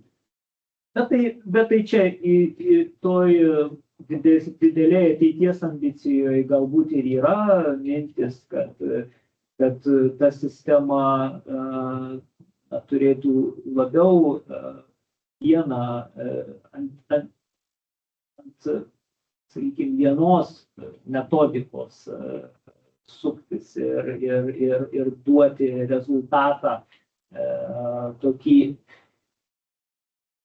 Aš čia dabar nepaaiškinsiu, Gintautas galėtų atskleisti truputį labiau detalės to dalyko, bet mes neturėtume konkuruojančių rezultatų, kai imame skirtingus lygmenis, sakykime, informacijai apie mišką. Tai čia vėl grįžtu prie tos idėjos turėti vieningą informacijos apie miškų sistemą, kuri, sakykime, neskaidytų atskirai nacionalinės miškų inventorizacijos, lytinės miškų inventorizacijos, ar tokios kitokios miškų inventorizacijos. Net jeigu, tai jie ant to paties tinklelio suktis yra. Klausimas, ar mes negalime rasti tokius integravimo mechanizmus, kad nacionalinė inventorizacija kaip kontrolinė inventorizacija pasako realų tūrį, realius kirtimus, realią informaciją nuo tam tikro valstybės apskrities lygių, o toliau visi kiti šaltiniai, kurie ateina iš ūkinio vieneto, jie integruojasi. Mes turim turėti paaiškinimus, kodėl inventorizacija rodo, kad mes kirtimai siekia apie 10 milijonų, o vat štai urėdijai privatus savininkai, kai sukelia informaciją, gaunam 8 milijonus. Pasirodo, kad jeigu nacionalinė inventorizacija pasako, kad yra stiebų tūris, kiek yra iškertama, tai ūkininkaudamas pagamina produkciją. Tai yra 8 milijonai pagamintos produkcijos. Bet viskas savo vietose stoja. Kur tie 2 milijonai, biokūras, jeigu apsūkdama, paliekama miške. Tai turėti tą piramidę, kur viskas turi savo vietas. Ir aš matau, kad reikia viską kažkaip padaryti, galbūt ant barelių labai sutankinkim ir sakykime, sklypinės inventorizacijos. Nereikalingas savo tam tikrą prasme irgi turėti atsklypinę informaciją. Svarbiausia, kad viskas integruotųsi ir būtų paaiškinimai, kodėl tas dydis mažesnis už tą ir kaip tą paaiškinti. Ir paaiškinimai paprasti. Ir paprasti tiesiog, kad pagaminta produkcija yra nelygus stiebui, kurį nukiršdamas palieka kažkokias apražas ir panašiai. Nežinot, čia po to kyla daug įvairių visuomenė tų sąmokslo teorijų ir jos keliamas. Čia gal tikriausiai, kaip sakyti, mums atrodo, kad paaiškinimai paprasti, bet mes pralaimim savo su visais šitais paaiškinimais. Reiškia, jie nėra tinkami. Reiškia, jie. Kad sakykime, jie netiki ar nepasitikė tam tikra visuomenės dalis institucijoms valstybės. Tai čia nėra vien miškų specifika. Bet mes kol kas tai nesugebam taip toj vietoj laimėti ir aš galvoju, kad tai yra iš dalies ir dėl to, kad mes nepasitelkėme tų kitų disciplinų,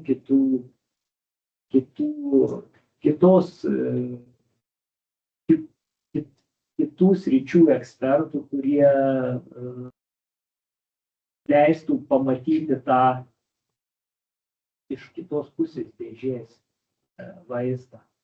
Tai čia toks, turbūt, nežinau, čia dar, vėl nuėjom labai konkretų miškų informacijos tą visą surinkimą, atvaizdavimą ir pateikimą.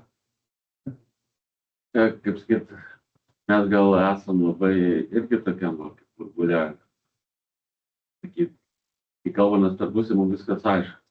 Kad aš irgi dabar tenka doktorantūrą susidurti, parašai temą, miškininkam aišku, bet jeigu pažiūri net ir žemės ūkio specialistų, jam neaišku.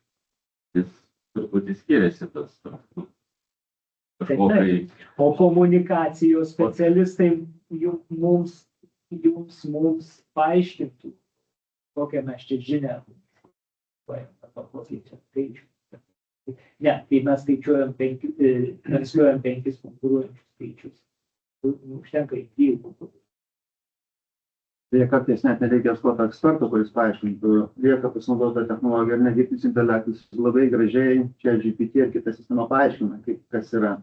Tiesiog suranda šaltinius iš ar miškų tarnybos ar urėdijos puslapio ir pateikia atsakymą. Tiesiog siūlau naudotis tom priemonėm ir kai liks kažkokie neaiškumai, tada jau kai pasiūlys, taip pat kreipėtės į miškų tarnybą, todėl mes paaiškiname. Tiek aklai pasitikėti nereikia ir čia GPT. Be abejo. Čia žinios su tais civiliniu dirbtiniu intelektu, kaip yra, jo atsakymai, kaip žinia, labai priklausomi nuo to, kas klaus. Ir kaip klaus. Tai jeigu jūs kaip miškų specialistas ar paklausėt, tai kiek čia yra miškų Lietuvoje procentas ar plotas, tas klausimas bus taip ir suformuluotas, kaip greičiausia, ir patvirtins jūsų galvoje turimą skaičių. Galiai dirbtinis intelektas turi savybę bandyti tikti klientui. Jeigu jis bus paklaustas tokia forma, o kiek dabar miškų čia yra dalykę, ar labai jau į tą pusę formuluojat iš tiesų. Tas atsakymas bus kitoks. Gerai, žiūrėkit, mes taip labai nuėjom įdomiai čia. Algi, prašau. Jo, nesinori per daug diskusiją čia užimt, bet jūs labai įdomią temą diskutuojat. Ir, viena dėl auditorijos, tai visada yra žmonių, kurie nepadės jokią informaciją, vis tiek tikės savais įsitikinimais. Jeigu to nebūtų didelės grupės žmonių tikinčių, kad Žemė iki šiol plokščia.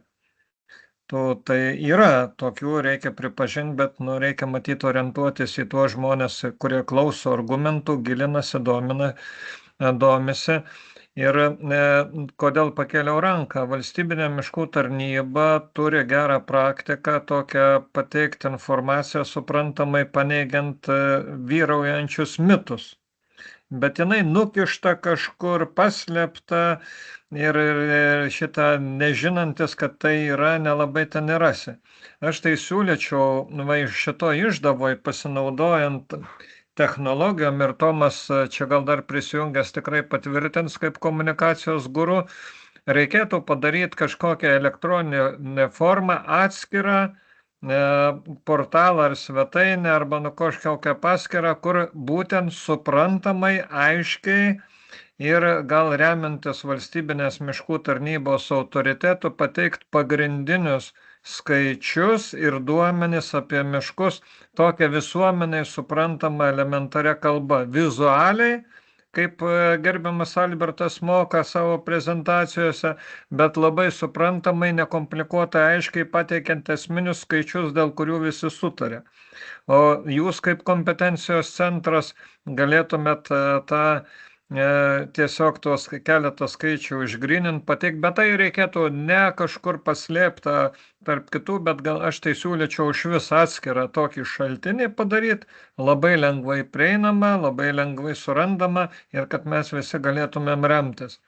Tai būtų labai didelė paspirtis visose šitose diskusijose. O kadangi ponas Tomas jau kelia ranką, tai aš tuo ir baigsiu savo pasisakymą. Tai Algi labai gerą temą palietei, nes pas mus pačius net projektai yra numatyta šitas dalykas ir mes patys, tai yra pipeline dėliojama ir iš tikro interesas tai pateikti duomenys yra išreiškęs ir registrų centras ir mes čia su jais ir atnaujinom vakar diskusijas, bet ir prieš tai kalbėjom, man atrodo, mes panašiai esam, jeigu nemaišau, patikslinkit, man atrodo, buvo kalba ir su miškų tarnyba, kad tas vizualus pateikimas aiškus toks, bet būtent ne specialistui, bet žmogui, visokiom formom, toks dashboardas gražus tikrai būtų gerai. O ta mintis, šito mes negalvojam, bet gal net ta mintis, kad specialiai padarytam puslapį atskirą, nežinau, miškų informacija, LT, kažkas tai tokio, arba panašiai. Ir kartu įvystyti, pildyti, tai tikrai labai gera mintis, nes net ir iš vakarykštės diskusijos labai pasijautė, kaip skirtingos pusės manipuliuoja šiek tiek skaičiais ir remiasi šiek tiek skirtingais pjūviais, tai kad būtų labai aišku ir gražu, taip supaprastinta žmonėms suprantama. Tai aš manau, kad mes tai turbūt prie šito klausimo patys norėtumėm grįžti kitų metų pradžioj, bet aš manau, kad čia atsiras norinčių kartu tą daryti tikrai. Tai tiek. Čia žinot apie informaciją. Yra daug prieinamos viešos informacijos apie miškus. Tikrai daug. Nesunku rasti. Tame pačiame geoportale yra daug susisteminti. Padedant miško taksaciniais duomenimis, miškų kadastro, supaprastinti duomenys, baigiant įvairiausiais buveinėm ir taip toliau. Ir kas atsitinka, toks labai paprastas scenarijus. Žmogus gyvena kažkur tai, sakykime, šalia miško, jis atranda, kad yra tokia geoportalo programėlė, kur štai registrų centras, kaip tvarkytojas, teikia duomenys. Ta programėlė. Aha, nuėjo į mišką. Rodo taksacinį sklypą, lokaciją, pasispaudžia. Kas čia yra? Prašo, kad 100-metis koks nors eglynės. Apsidairo ten kelmai. Jau 20 metų turbūt arba kažkas atžėlė, neatžėlė. Ir po to skaito tokį tinklalapį, kur tenai, reiškia, milijonai užauga, mažiau milijonų nukertami ir taip toliau. Jis niekada nepatikės tuo, nes jis nuėjo su pasitikrino detalizuotą tą informaciją. Čia mus išdurnė. Tiesiog taip. Tai aš tai sakyčiau, bent jau kažkokiam tai lygiai turėtų tie detalūs duomenys būti apglostyti, tam technologijas yra šiuolaikinės. Nebūtų bent jau tokio lygio kliūr, matom akivaizdžią skylę, per visus orto vietoj galim patikrinti skylę keli metai senumo, o mūsų miškų kadastras teigia, kad tenai auga miškas. Tai tas labai tą ir sukelia visuomenė. Efektą. Jie gali pabaksnuoti. Čia. Tai netiesa. Po to galima aiškinti apie statistikas, apie metodus. Beveik niekas nesupras, kaip tai veikia. Kur netikėjęs. Bet vis tiek, aš sakyčiau, čia šitas taip. Čia kaip sakyti, yra ta dilema, kiek tada tų duomenų atverti ir kiek jų, bet kai jie jau yra visiems prieinami, nebeuždarysi, tada tik tai reikia žiūrėti, kaip sutvarkyti tuos duomenis. O kad ten, jeigu 17 metų toj vietoj nebuvo atnaujinta miškų kadastro duomenys, tai gali būti ir tiesiog dėl to tokia situacija. Bet čia, aš ne dėl to, kad ginčiau dabar tą miškų kadastrą, bet esmė, kad ką Tomas minėjo, vis tiek būtų svarbu, aš manau, ir mes jau senai apie tai kalbam, kad visuomeniai priimtinesnė forma, mažiau konkuruojančius tarpusavyje esminius duomenis apie miškus pateikti. Tai čia, aš toj vietoj, tai manau, kad vis tiek yra svarbus. Ir aš tai norėčiau, kad vis tiek miškų, jeigu ir iš miškų tarnybos kildinama ta informacija, bet kad ją pripažintų bent jau mūsų tos kertinės institucijos, ir tai jau būtų tam tikra, sakykime, antspaudas toks verifikavimo. Tai, bet mes kol kas neturim tokio labai, net to, sakykime, paprastą formą, be konkuruojančių kažkokio skaičių, suprantamai, paprastai paaiškinant pateiktos informacijos. Čia mes visada diskutuodavom anksčiau, yra tas Lietuvos miškų statistika, toks geras leidinys su daug skaičių ir jis labai geras ir mokslui, ir tiem, kas giliau gilinasi, bet jis yra per sudėtingas ir kai kada per daug galima manipuliuoti tais skirtingais pjūviais, kaip sakė Tomas, tam, kad pasigrysti savo kažkokias nuomonės. Čia gal, nežinau, kiek tas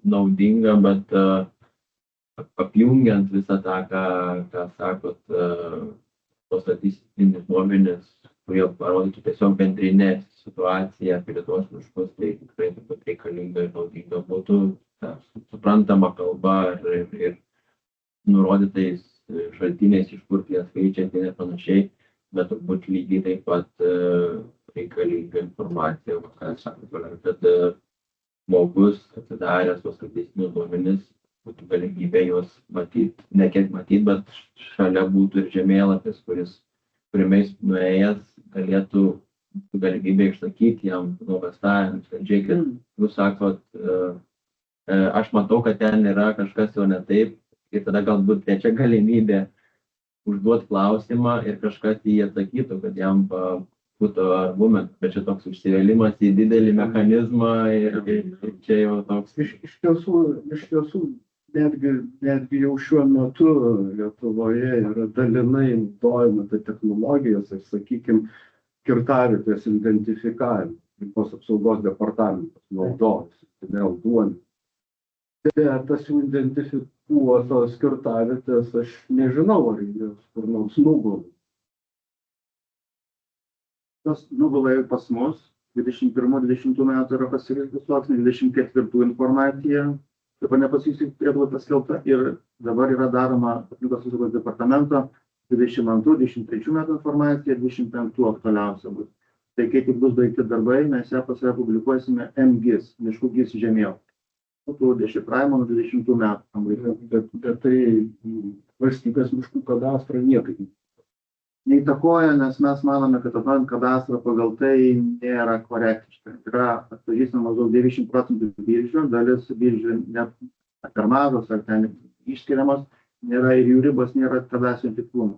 Tai kitaip sakant, savininkas turėtų pats save, jeigu jisai tiki jais, pasitikė inicijuoti pakeitimą informaciją. Automatu surinkus informaciją dešifruojant nėra užkeliama. Tai Algis dar nori sureaguoti. Algi, prašau. Tai aišku, informacija yra aktuali, žmonės pripratę, kad tas būtų realiu laiku informacija matoma ir vis labiau mes pratiname visose srityse matyti ateis ir į miškus.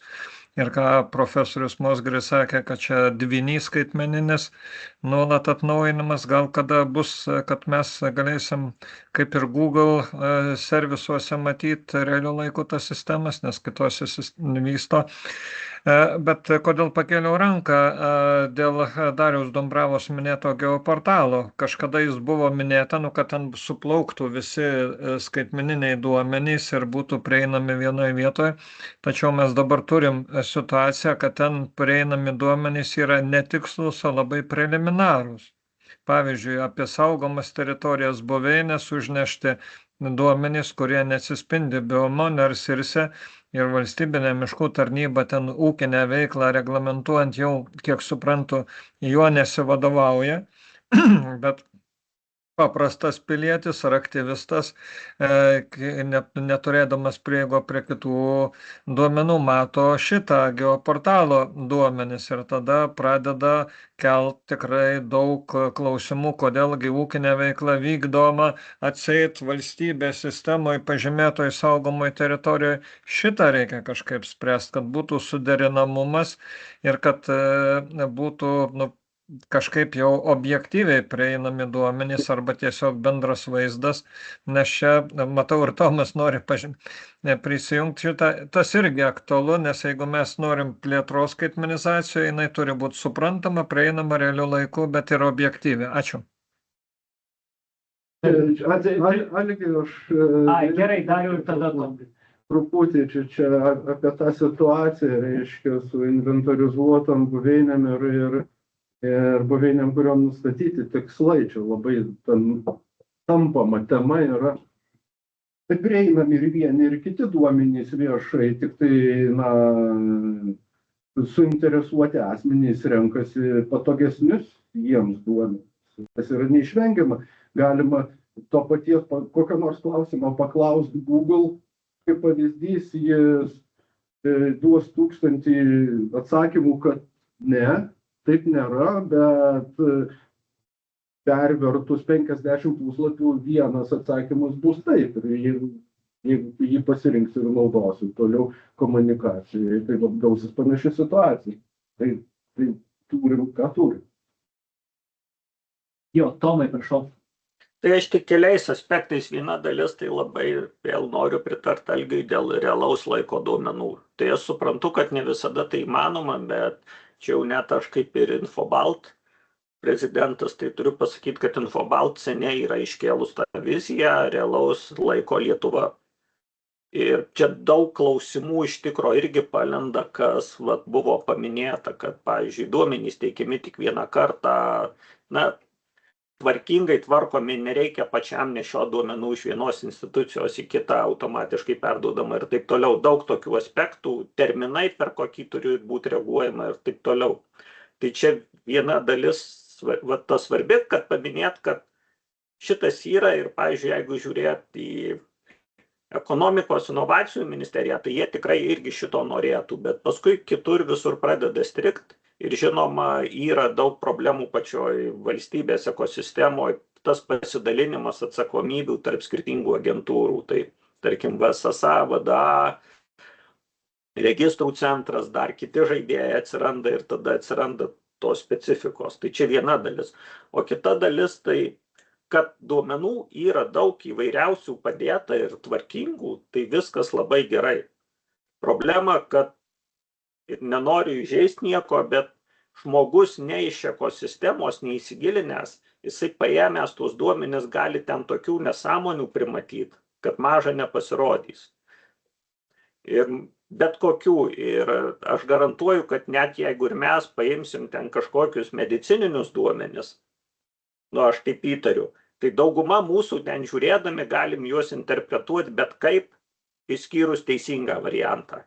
Tai nebent netyčia pataikysim teisingai. Tai lygiai tas pats ir su visais kitais duomenim būna irgi. Tai mintis, kalbant apie tą portaliuką, ten turi būti jų sąlyginai, gali jų būti daugiau, bet dalis turi būti specialiai padaryta labai aiškiai, tikrai pasitarius su viešų ryšių specialistais, kaip tą sudėliot, kad tai būtų paprasta ir aišku ir atsakytų kažkokius tokius jautrius klausimus. Ir juos galima pildyti visada pagal tai, kokie klausimai atsiranda. Tas atnaujinimas, aišku, reikia žiūrėti, ar galima ten realiu laiku, ar kas mėnesį atnaujinti. Nėra iš tikro turbūt nežinau, čia jūs jau patikslinkit, bet man atrodo, kad miškų ekosistemoje nėra, kad per mėnesį įvyktų kažkoks perversmas didelis labai ir jie ten kosmiškai skirtingi būtų.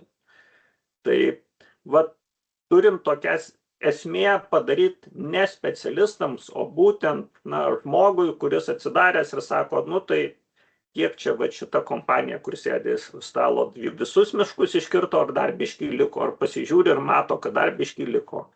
Tai per šitą kampą.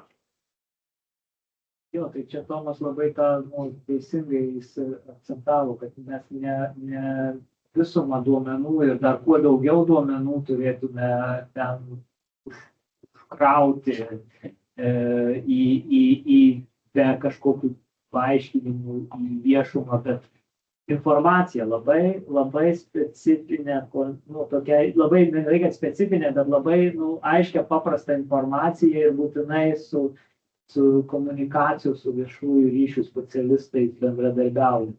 Čia turbūt, kito kelio ir nėra. Čia, kaip sakyt, daug kartų pakartoti reikia kai kada tą patį tam, kad tai taptų tiesa, bet šituo atveju taip. Mano viena kolegė pasakytų, tai turėkim galvoje, kad 90% Lietuvos piliečių tiki į Facebook ar panašiai social networking.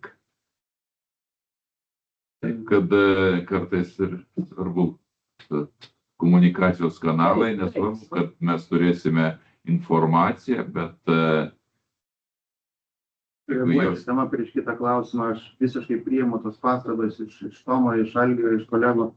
Tai ir ypač vakar direktorius, kai buvo susitikimas socialinės partneris, buvo diskusija apie prieaugis, iškirtimo dalis, procentai, 55, 65, 72 ir panašiai, žinote, tos ir susigaudyti tam irgi pačiam reikėjo, tai buvo irgi kaip priimta, kad tvarkoti, čia reikia komunikuoti, reikia aiškiau komunikuoti, reikia suprantamai komunikuoti. Šitą klausimą reikia spręsti. Pas mus dabar, žinote, yra naujas direktorius, atsimato komunikacijos kažkokius trūkumus ir sakė, tuo dalykų reikia užsiimti atidžiai, kad informacija iki piliečių būtų pateiktų paprastai suprantamai.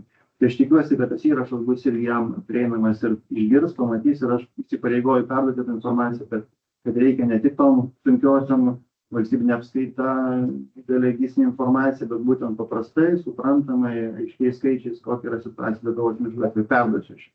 Tai mūsų šitų webinarų visi įrašai yra publikuojami, juos nesudėtinga surasti forest40.lt tinklapyje ir ta prasme mes juos publikuojam praktiškai pilną apimtimi, tai aišku, ten galima atsirinkti, kas aktualu, kas ne, bet čia tai svarbus irgi momentas, kad sakykime, jeigu miškų tarnyba imtųsi tos tokios, vis tiek,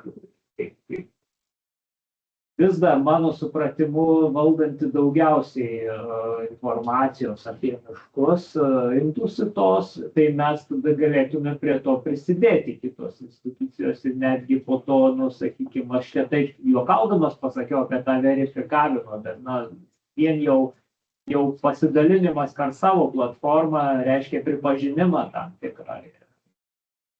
Tai o jeigu ir rengiant yra tikrai, tas svarbu, kad ne vien miškininkai tą darytų. Čia jau faktas. Reikėtų tikrai pasižiūrėti iš kito kampo. Jo, ir dabar dar turime Antaną. Antanai, prašau. Sveiki visi. Antanas Žulys esu.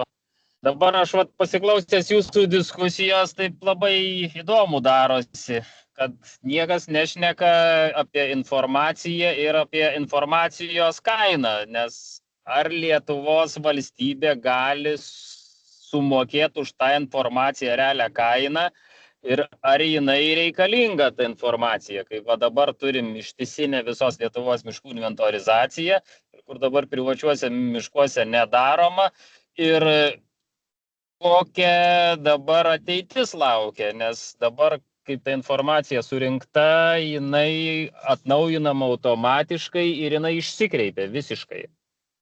Tai ar iš vis bandoma spręsti tos informacijos surinkimo tikslingumą ir ar reikia jos rinkti, nes pavyzdžiui apie vandenų tą kadastrą upių, nei apie žuvis, nei apie gylius, nei apie vandens debitus jokios informacijos nėra.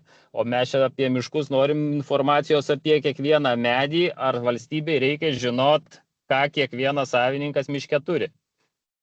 Tai va tiek va diskusijoje. Jo, ačiū Antanai, čia iš tikrųjų tas pats klausimas, kur mes pradžiai truputėlį, ne pradžiai, bet kažkur per vidurį diskusijos bandėme apie tą siminti, kas turėtų būti miškų kadastro objektas ir kiek valstybė turėtų rinkti ir turėti duomenų apie tam tikrus pokyčius konkrečiame miško sklype ir kiek tai duoda pridėtinės. Tai gal tada Albertai sureaguotum ir dar paskui gal Gintautas trupučiuką irgi. Čia geras Antano posūkis į tą teisingą temą, tai aš manau, kad nacionalinė inventorizacija, kuri vykdoma atrankiniu būdu, kaip minėjau, tai turėtų būti daroma, vykdoma, duoda tikrai veiklius duomenis ir valstybė kainuoja sąlyginai pigiai. Aptarnauja nemažai procesų, šiltnamio efektą sukeliančių dujų apskaitai, gamtos atkūrimo reglamento priemonės matome irgi per ją realizuosime. Ir daug kitų dalykų, kurie yra reikalingi valstybei. Toliau kalbant apie ūkinį lygį, tai aš taip sakydavau anksčiau ir dabar sakau, kad miškų kadastrui užtenka tas, kas yra. Miškų registras bus būsimasis, užtenka registruoti miško žemę. Miško žemę, galbūt jo kažkokios mažos charakteristikos, be jokių klipų, be jokių tendinų ir panašiai. Tai turėtų būti miškotvarkos bazė. Miško žemės registras, registrų centre administruojam. Mokesčiai, žemė neapmokestinama, miško žemės pavertimas, miško žemės apsauga, nelegalūs kažkokie veiksmai ir panašiai. O toliau, kas joje auga toje miško žemėje, turėtų būti tvarkoma miškotvarkos duomenų bazė. Tai va, ir tai yra jau ūkinė veikla, urėdija savo duomenis, privatus savininkas, ar tarnybai, kiek reikia išduoti leidimą, ar kažkokį priimti kitą sprendimą. Nacionalinė inventorizacija miškų ištekliai duoda valstybei strateginiam tikslam, matyti, kaip naudojami ištekliai, kokia yra miškų būklė, atsiskaitant pagal įvairias konvencijas, o jau ūkinio lygio, tai renkas informacijos savininkas, pas mus kiek reikalinga leidimams, sprendimams priimti tą informaciją tokio lygio kaupiamą.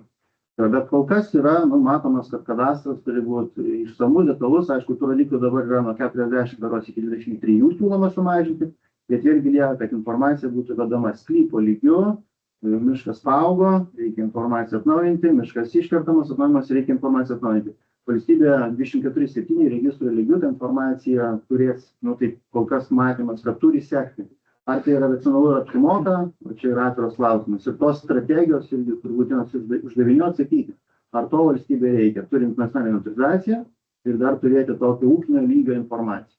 Nes tai jau, kaip matome, kainuos atnaujinimus 6 eurų ir koks tam bus atlyginimas patvirtintas už tą informacijos vienkartinį įregistravimą. Tiek. Aišku, Albertai, čia aišku, gali skirtingos būti, matyti, irgi matymai nuomonės dėl tos sklypinės inventorizacijos ateities, kiek jinai tokia, kokia dabar turėtų prasmę tam, kad realizuoti tuos tokius poreikius duomenims, apie kuriuos Albertas sako. Gal Gintautai dar kokią mintį į šitą temą? Čia net nežinau, aš negaliu nesutikti su Albertu, bet šiaip jau gyvenime, aš manau, išmoku už tai, ko man reikia, arba kažkas iš manęs atima, priverčia mokėti už tai. Tai lygiai taip pat ir valstybė, turėtų mokėti ir mokti už tai, už tą informaciją, už tokius duomenis, kurie yra reikalingi valstybei. Sakykime, ir nesinaudoti tą situaciją, kaip čia dabar susiklostė, kad yra galimybė išprivartauti, sakykime, mane ar kažką kitą mokėti už, sakykime, už tai, ko man galbūt ir labai nereikėtų. Šiaip jeigu einam prie konkrečiai, iš tikrųjų, aš tai manau, kad ir mes čia kartu su miškų tarnyba ir dirbame daug, kad tą pačią nacionalinę miškų inventorizaciją modifikuoti, padaryti ją už tikrai be kažkokių tai papildomų kaštų didelių, padaryti ją prieinamą, ne tik tai valstybė, ne tik tai strateginiams uždaviniams spręsti, bet čia yra irgi tema, galbūt net ir kitiems seminarams. Aš labai viliuosi, kad link pavasario mes galėsime tą viziją ir tos sakykime, produktų susijusių su nacionalinė miškų inventorizacija pristatyti, o kadastras visiems tai yra, visi mes žinome, skaudi tema, kuri taip jau susiklostė, kad jeigu pasižiūrėsime istoriškai, kas tai būdavo kadastras, tai iš tikrųjų informacija apie ribą, tam, kad žinotų, kur mano, kur kaimyno. Bet jau taip susiklostė Lietuvoje, kad ir ne tik tai ir nekilnojimo turto kadastras, ir miškų kadastras, kaip jie atsiranda, čia kitų diskusijų tema, bet nors ir mes ir čia rinkomės kalbėti lygiai ir apie skaitmenizacijos klausimus, bet pasisuko šneka apie duomenis, kas visgi ir parodo, kad nėra skaitmenizacijos, jeigu nėra duomenų, kurie šiuo metu, kai atsirado galimybė juos turėti skaitmeninėme pavydale, natūralu, kad tai yra kartu ir reikalavimai, kartu ir sprendimo faktas. Čia toksai gaunasi uždaras ratas, kodėl biednas, todėl kad durnas, kodėl durnas, kad biednas. Tai man atrodo, mes iš to rato kažkaip turėtume ištrūkti. Šitoje vietoje, žiūrėkit, jau yra be 10:03, mes taip šauniai penktadienio popietę vis dar turime 46 už ekranų klausytojus, tai matyt vis tik nėra čia visai neįdomi niekam ta mūsų diskusija. Aš galvoju, kad mums po truputėlį galima būtų jau ir eiti link pabaigos, galbūt dar yra klausimų ar norinčių pasisakyti, per daug neišsiplečiant iš anapus ekranų, nes mes turim tą tokią interaktyvę diskusiją. Aš labai dėkoju jau tiem, kurie pasisakė, kurie klausimus uždavė. Galbūt dar yra kokių minčių, jeigu taip, tai kviesčiau kelti ranką ir tada mes pabandysim pamoderuoti ir jeigu ne, tai tada po truputėlį užbaiginėsim. Man labai, kol laukiam dar šitų rankų kylančių kaip miškas, man labai patiko Gintauto jau mintis, kad mes turėsim vieną webinarą specialiai kalbantį būtent apie tiek ir apie nacionalinį miškų tarnybai nepasirodys, tai yra slapta tema. Inventorizacijo, aš manau, kadangi gali kaip tik būti naudinga, jau kai mes turėsim tam tikrus rezultatus iš mūsų bendrai vykdomų projektų. Tai nemanau, kad čia kažkokie bet čia žinoma, kaip nuspręs užsakovas, taip sakant, bet gal tai būtų ir visai naudinga pasidaryti. Mes tikrai galvom apie atskirą seminarą, būtent informaciją apie miškus tiek su nacionalinės miškų inventorizacijos tobulinimu susijusį, bet galbūt ir plačiau, kalbant apie dar tolesnius informacijos apie miškų sistemos pokyčius. Juk mes nevažiuosime tiesiai į barelį pažiūrėti, kaip vyksta darbai, nes jie yra slapti ir negalime. Tiesiog kalbėti apie kaip tą sistemą tobulinti galime be koordinačių žinojimų. Bet žiūrėkit, jeigu mes pereisim prie kiek ten milijonų tų virtualių barelių, tai manau, 600 milijonų. 600 milijonų, visai nedaug ant tokios Lietuvos, tai manau į vieną iš tų 600 milijonų, jeigu nuvažiuosim, nebus kažkokios paslapties atskleidimų. Tai nesakau, kad mes čia iš miško transliuosim kitą kartą, bet čia truputį į tolesnę ateitį. O dabar, jeigu, kadangi rankų miško nematau, tai kaip ir galėtume užbaiginėti. Kažkokio didelio apibendrinimo nedarysim. Man atrodo, mes keletą tokių kertinių dalykų pasižymėjom tikrai.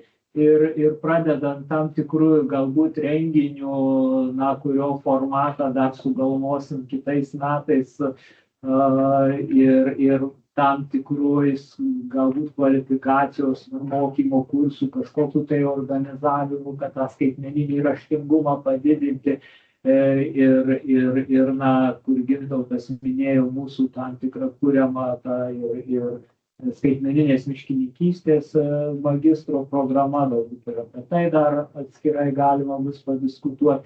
Ir žinoma, apie tą dalyką, ką dabar pabaigoje diskutavom, apie tą informacijos poreikį pateikimo visuomeniai paprastą, suprantamą kalbą, paskleidimą tos žinios ir dar apie tą, ką mes šnekėjom dėl strateginių dalykų, kad mes ne tik užsifiksuotume, ką čia išdiskutuojam, ar ką per konferenciją išdiskutavom, bet ir tą pabandytume perteikti į politinį lygmenį vienokį ar kitokį formatu. Čia, manau, jau mes prisirašėm savo namų darbų labai daug į priekį, į ateitį.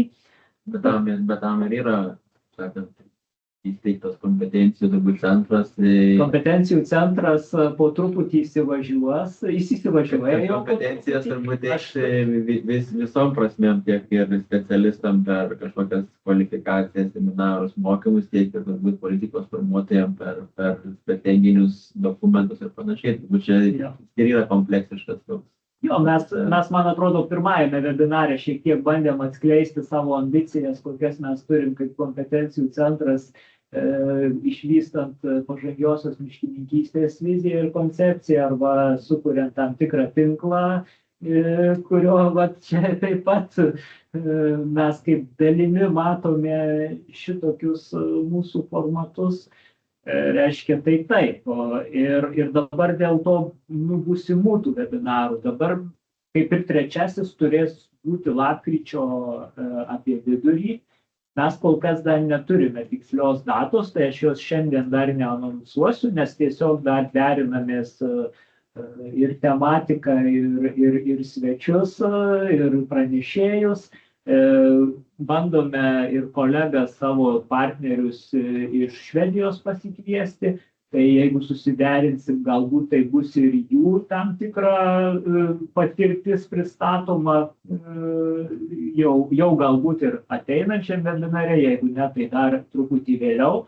Bet kokiu atveju atskirai informuosime visus, kurie užsiregistravę, o taip pat publikuosime kvietimą ir viešai.